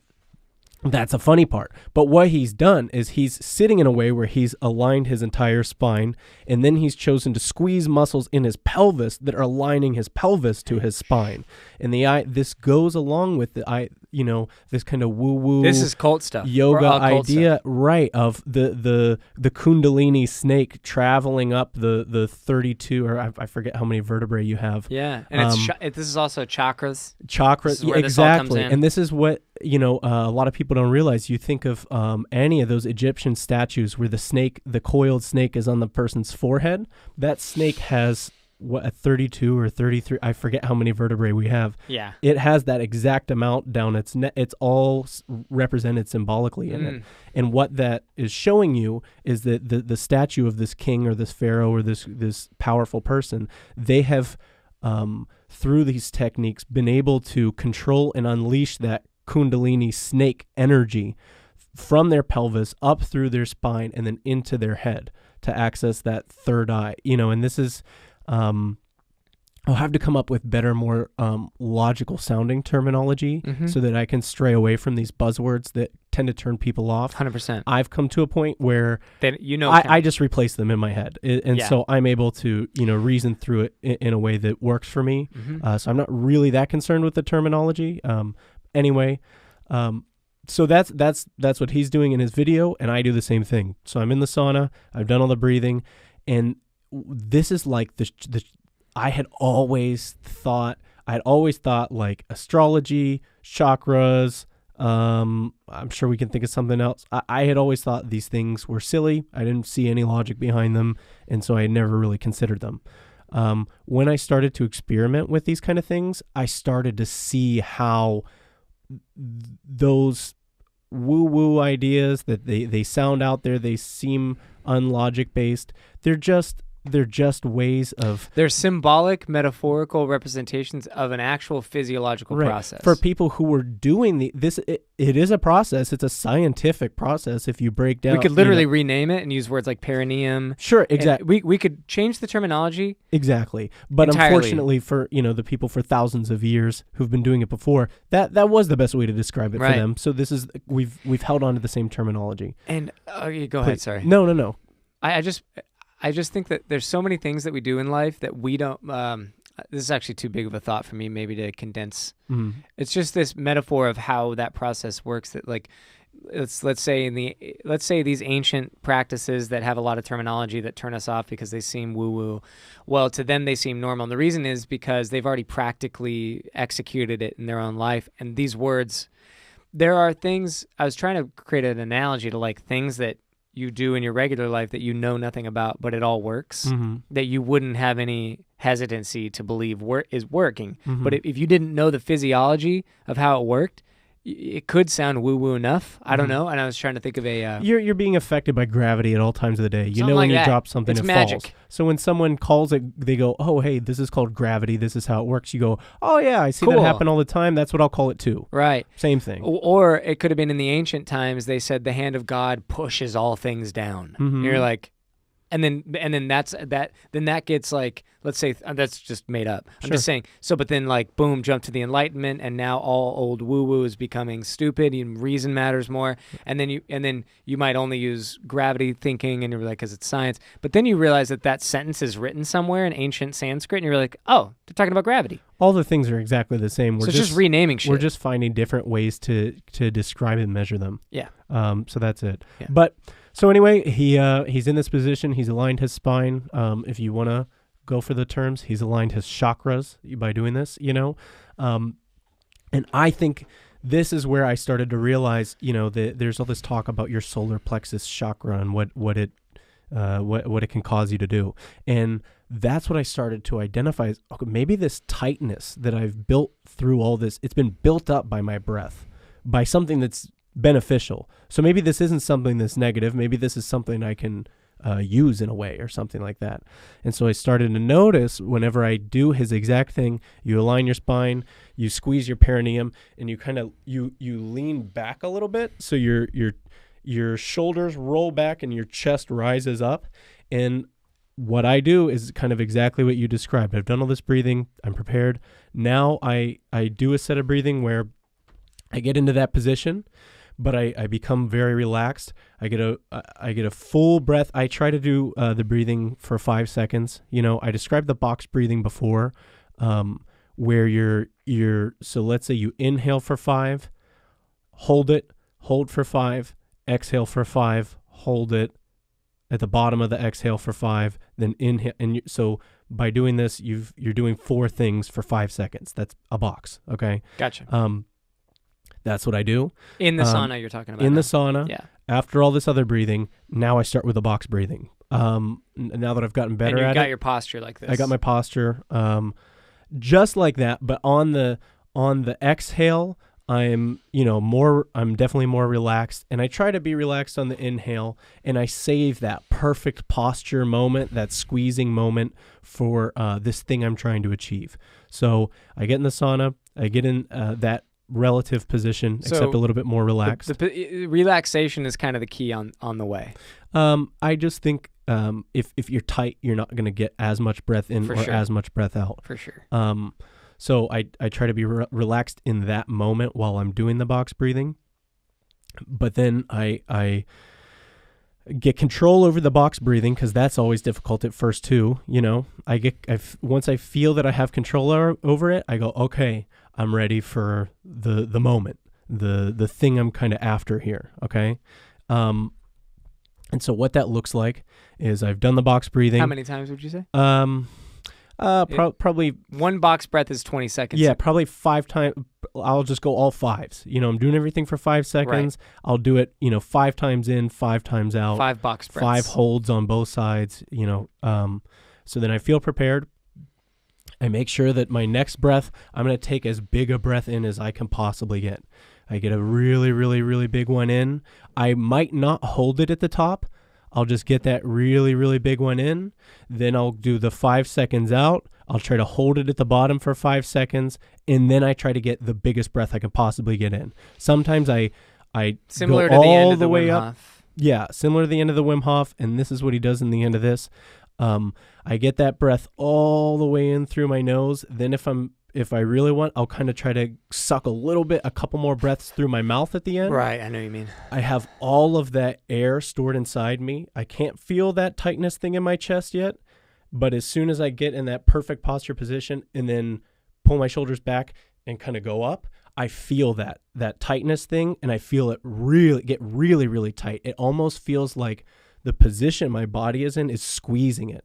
And I notice if I've, depending on how much I've built it up, how tight that thing is, what happens next comes on either quickly or really quickly, So the tighter the better at this moment. Yeah. I mean, this is a scary thing to have happen if you're not prepared for it and you don't know what's going to, and even though I thought the better, the better might be a more intense experience you're ready for. The higher the intensity. Yeah. So I've kind of just laid out the whole way, the body positioning, the breathing, everything. So I get into that position and then I feel that tightness in my chest and I feel like it's being squeezed or like, and that's like because of the posture at this It's point. because of the posture and the fullness of my lungs. Yeah. I feel like are kind of pressing down on whatever's been built up in there, and squeezed in some way, and I associate the squeezing of that tightness area with a release of something in my brain. So now I've kind of laid out the whole process. Now I will kind of describe what that feels like when it happens. You described things with your senses. So you did the 5 box breaths 5 times. Now you arch your back. You do the posture, and now it's tight. I've taken the biggest breath possible. You take the biggest breath possible. Make it even tighter. Yeah.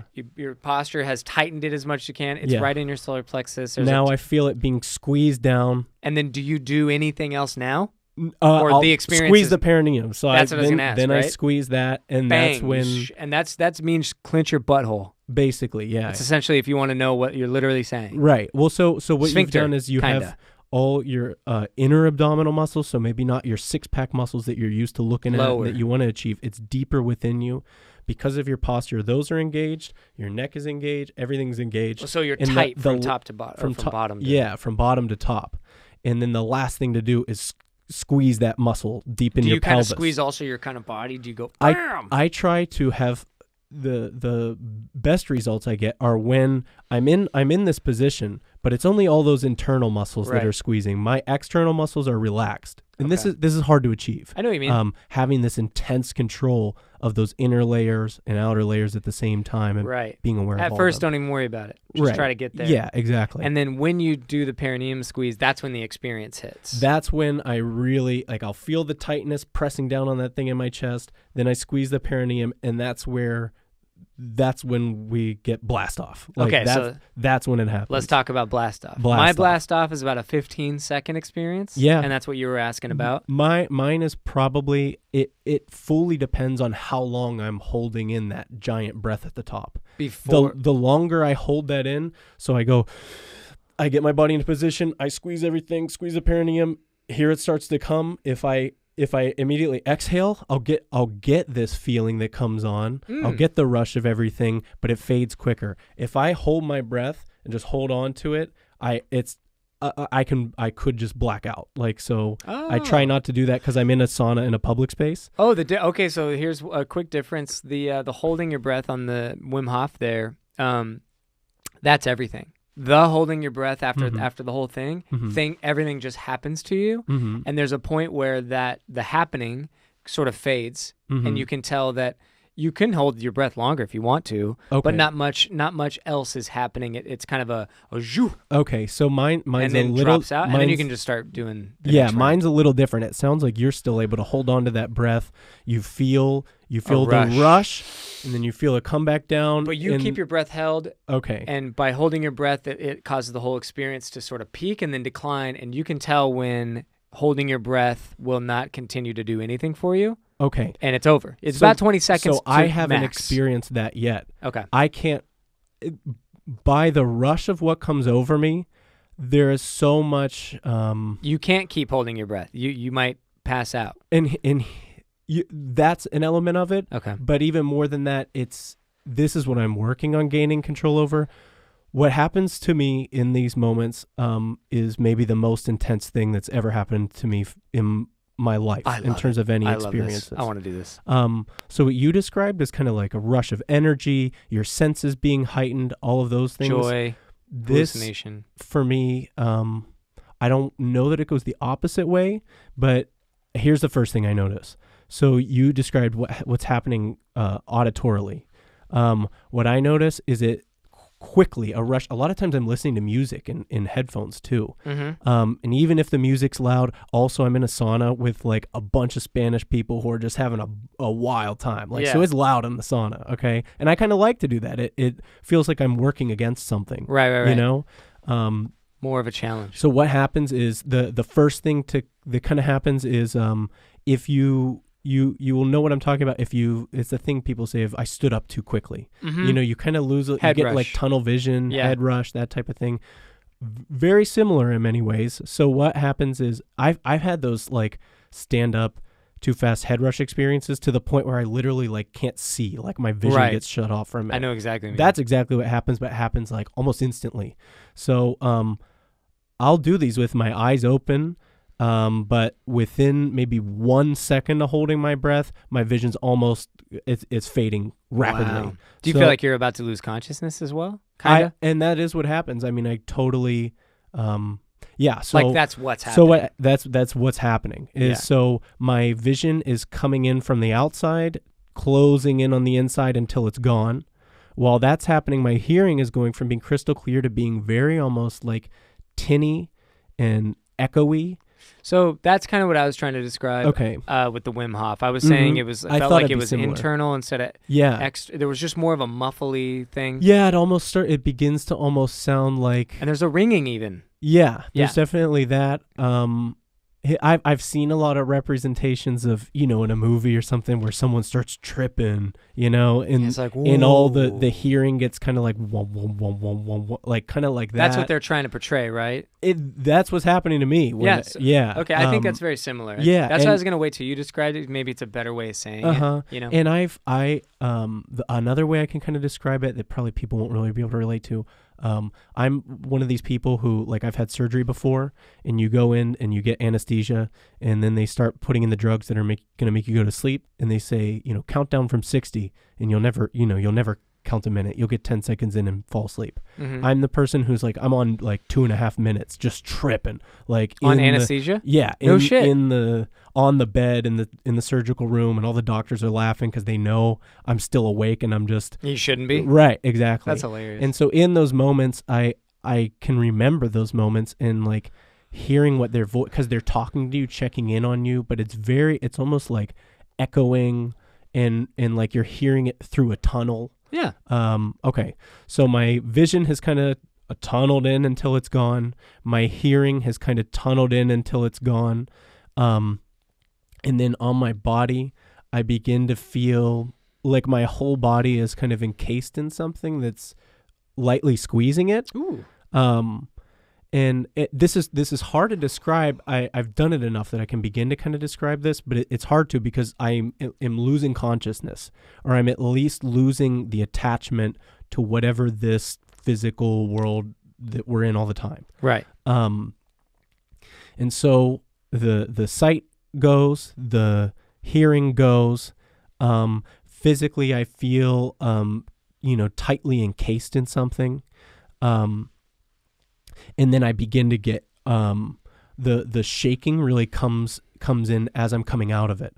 So this is has anyone ever put you in like a sleeper hold or something where that's a good question. Okay, so when I was young, my friends and I found out about the sleeper hold wrestling move, okay?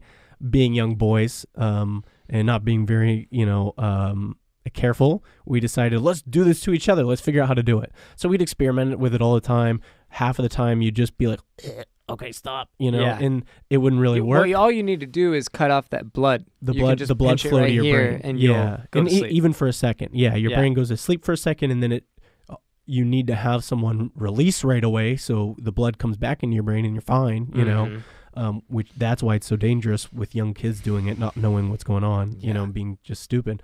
But the couple times that it did work, I remember one of my friends doing this to me. Then it all kind of shuts off, and then you come to. And I remember like my friends being there, being like, "Are you okay? What's going on?" And having no knowledge of where I was, what just happened, and going, and then slowly realizing like, "Oh, you guys did it! It worked! Yeah, it worked! What happened? I don't remember, that kind of thing." Okay. Right.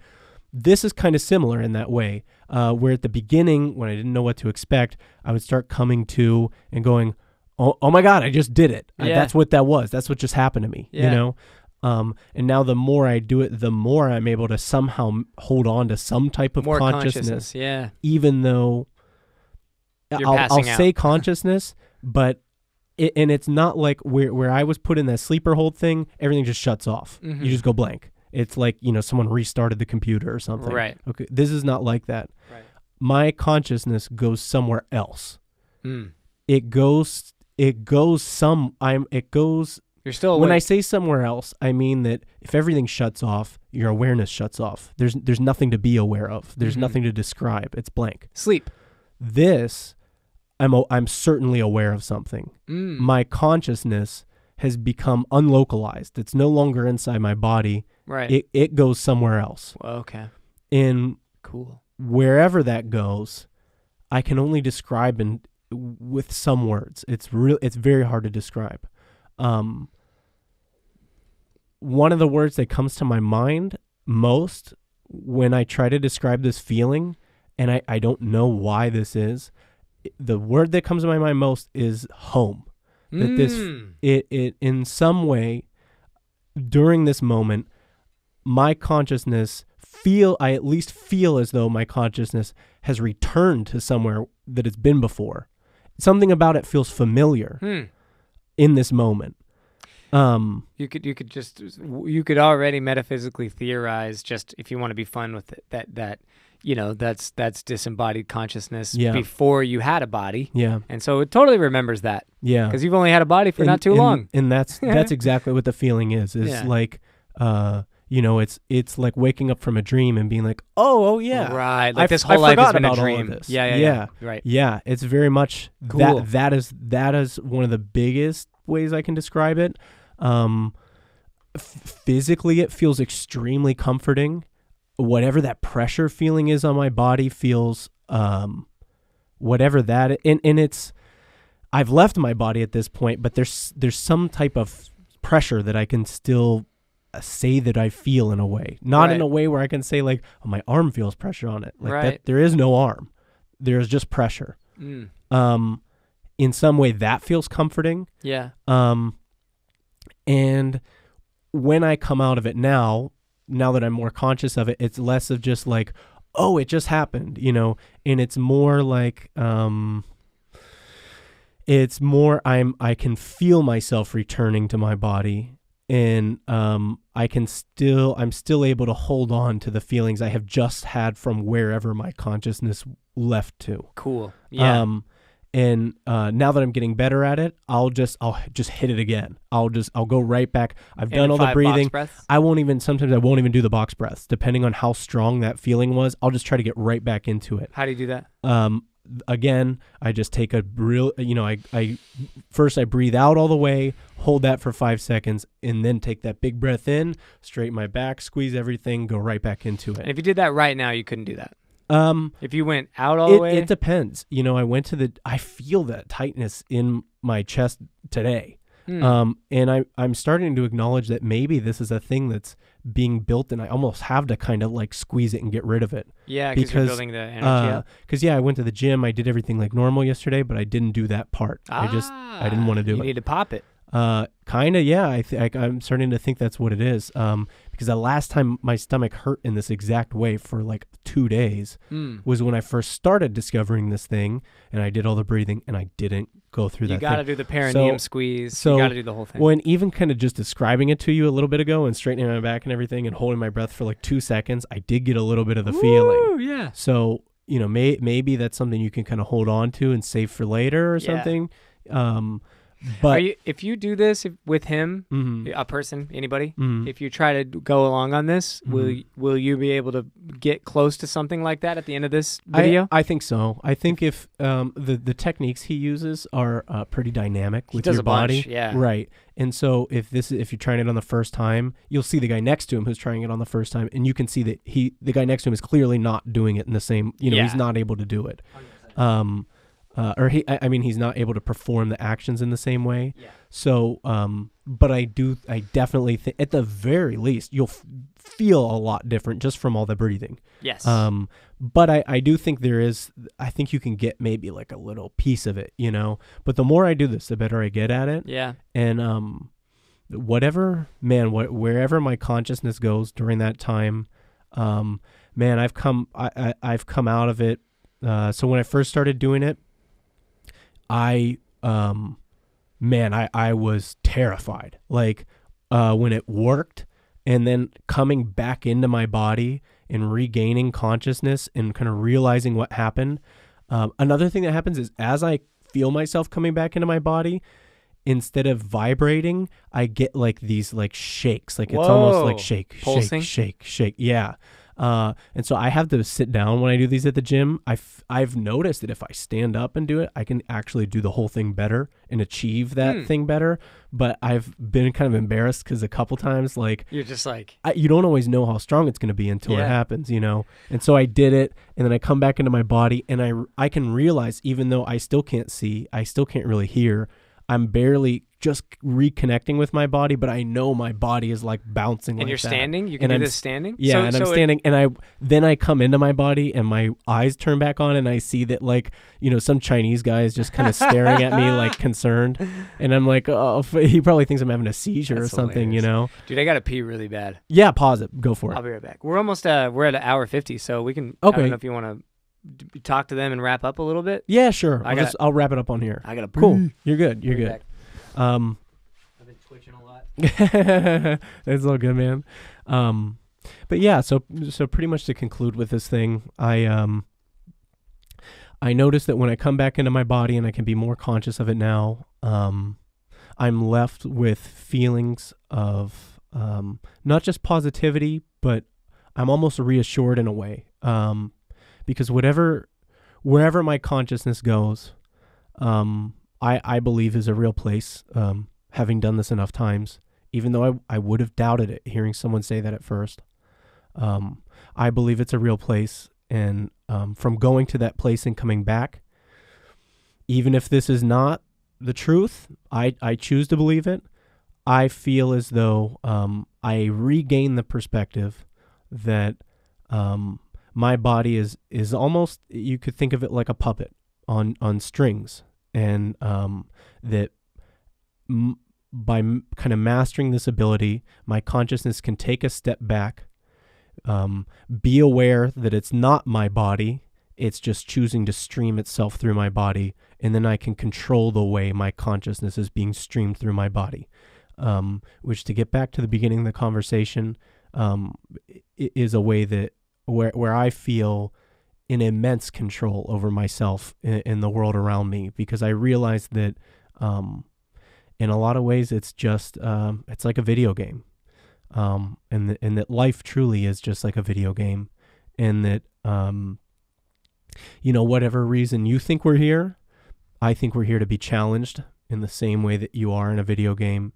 And I think that it's a great blessing and a choice to be able to stream my consciousness through this body that is capable of experiencing and feeling so many complex emotions and just experiencing the world in a very complex way, that it makes me feel like I can maybe master that. And again, just like a video game where, you start off and you feel like you don't know what the right moves are. You don't know exactly where you're supposed to be going. By doing this, I reawaken to this. I reawaken this ability in myself to be conscious of my actions in every moment, and because of that, I can control my life. But so I think we're good. Fun stuff, man. I was probably just rambling at the end there, trying to keep my thoughts straight. But I think a good wrap up. Yeah, all I basically said is, I think doing this has made me realize that in a lot of ways life is like a video game, and or if you can think about puppetry, that your consciousness can take a step back, and instead of being unaware of everything like we described at first, when you feel out of control, when you feel like you don't have control over your life or your body or what's happening to you, in many ways you are like a puppet. And all these things happening in life are the strings that are pulling you into different situations. I've also thought of it like a pinball. You're a little pinball. And that's very anxiety provoking. But then having an experience where you realize consciously, I can step away and I can be the one who controls those strings. Mm-hmm. Suddenly you have control of everything. Dude, it's exhilarating. In your life, yeah. I want it for everybody. I think it's a different. I've talked about it before. I think I've had two salvations. I had like a Christian one, and when I was 18, Mm-hmm. like I got saved. I called Jesus my savior and stuff.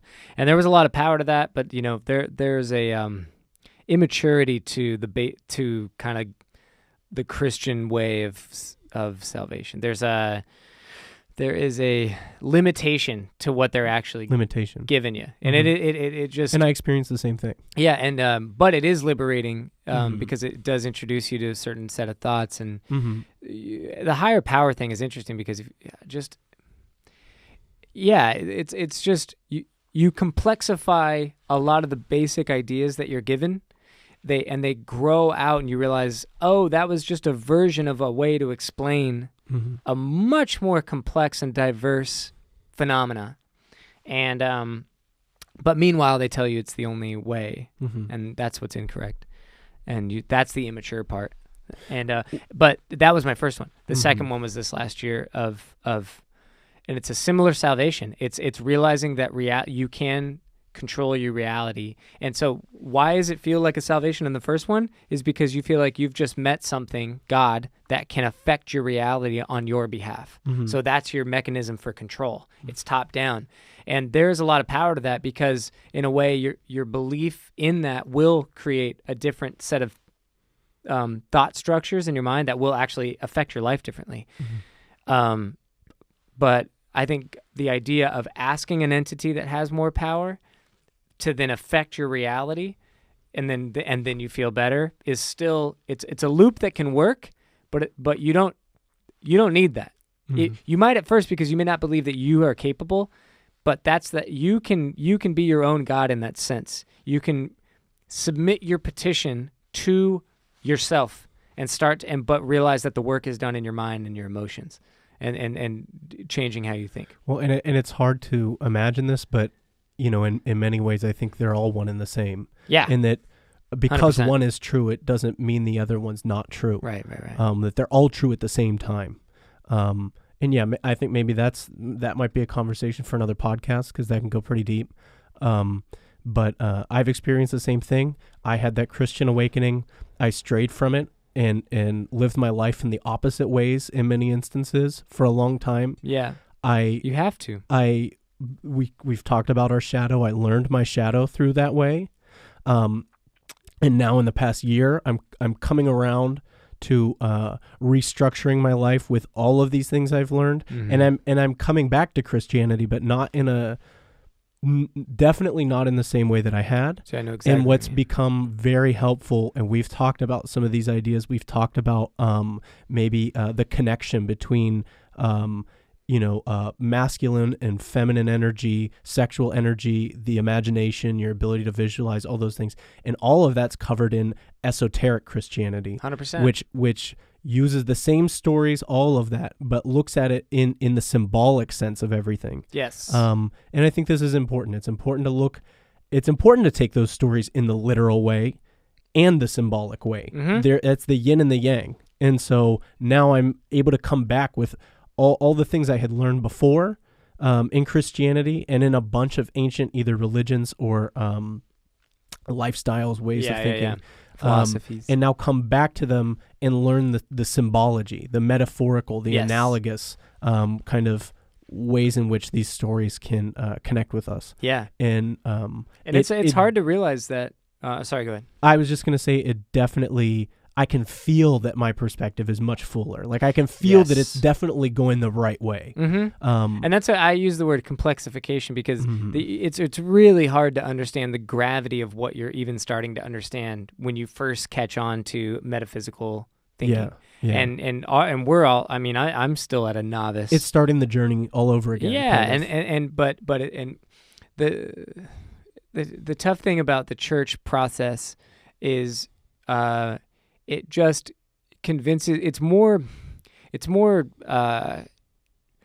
tribal. It's more about fitting in with this group than it is about the truth of what they're talking about. Because there's a lot of expectations if you're raised in it about what you need to be based on this certain set of interpretations within this faith.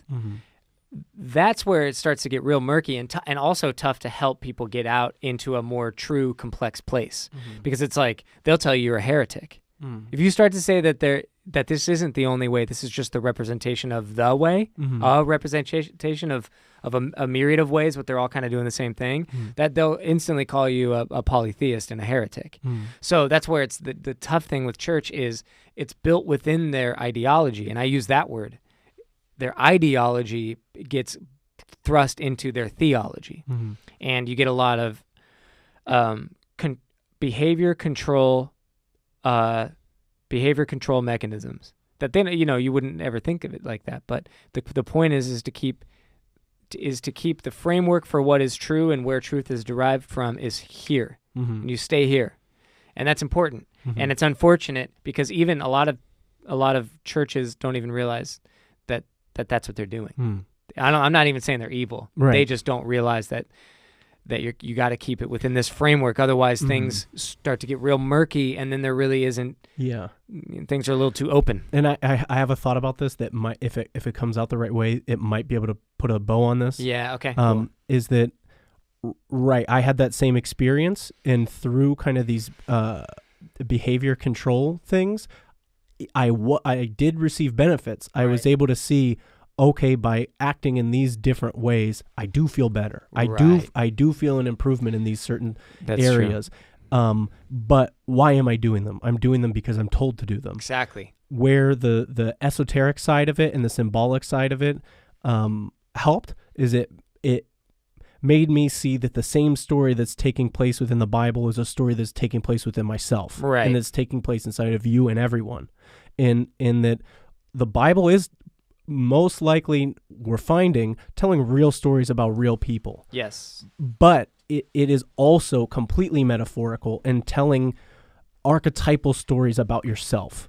And so discovering that has made me then reinstate some of these actions, but because I want them. And I know why I want them. And you know the power of them. And them. I know the power of them, and I see maybe some logic in why it works. And that's what's really cool.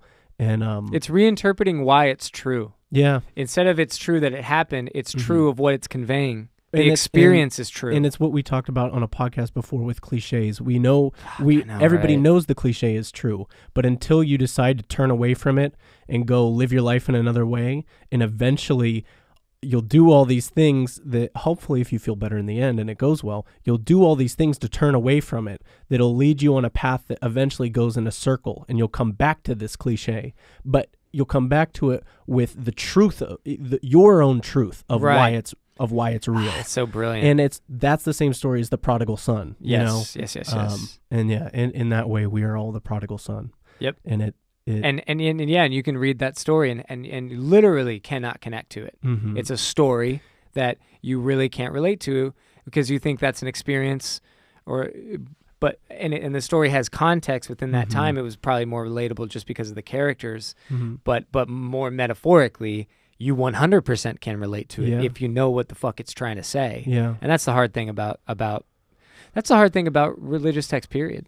Is that if you're not for whatever reason predisposed to being able to read information but that way. It's almost we see it that way because we want to understand it literally and logically or whatever, but maybe it's a gift. It's saying, it's already telling you, think metaphorically. Like, right. You're free to think about it literally, but also think metaphorically, because a lot of people in the past wouldn't have thought metaphorically, right. For sure. So there we go. Great pod. Yeah. I'm pleased with this one. Earlier in the day is a lot easier. My energy's completely fired up. Maybe we'll have to keep doing it. Me too. I feel the same way. Yeah. Jacked, man. All right. Do you want to do a goodbye, or is this it? Goodbye. Peace out.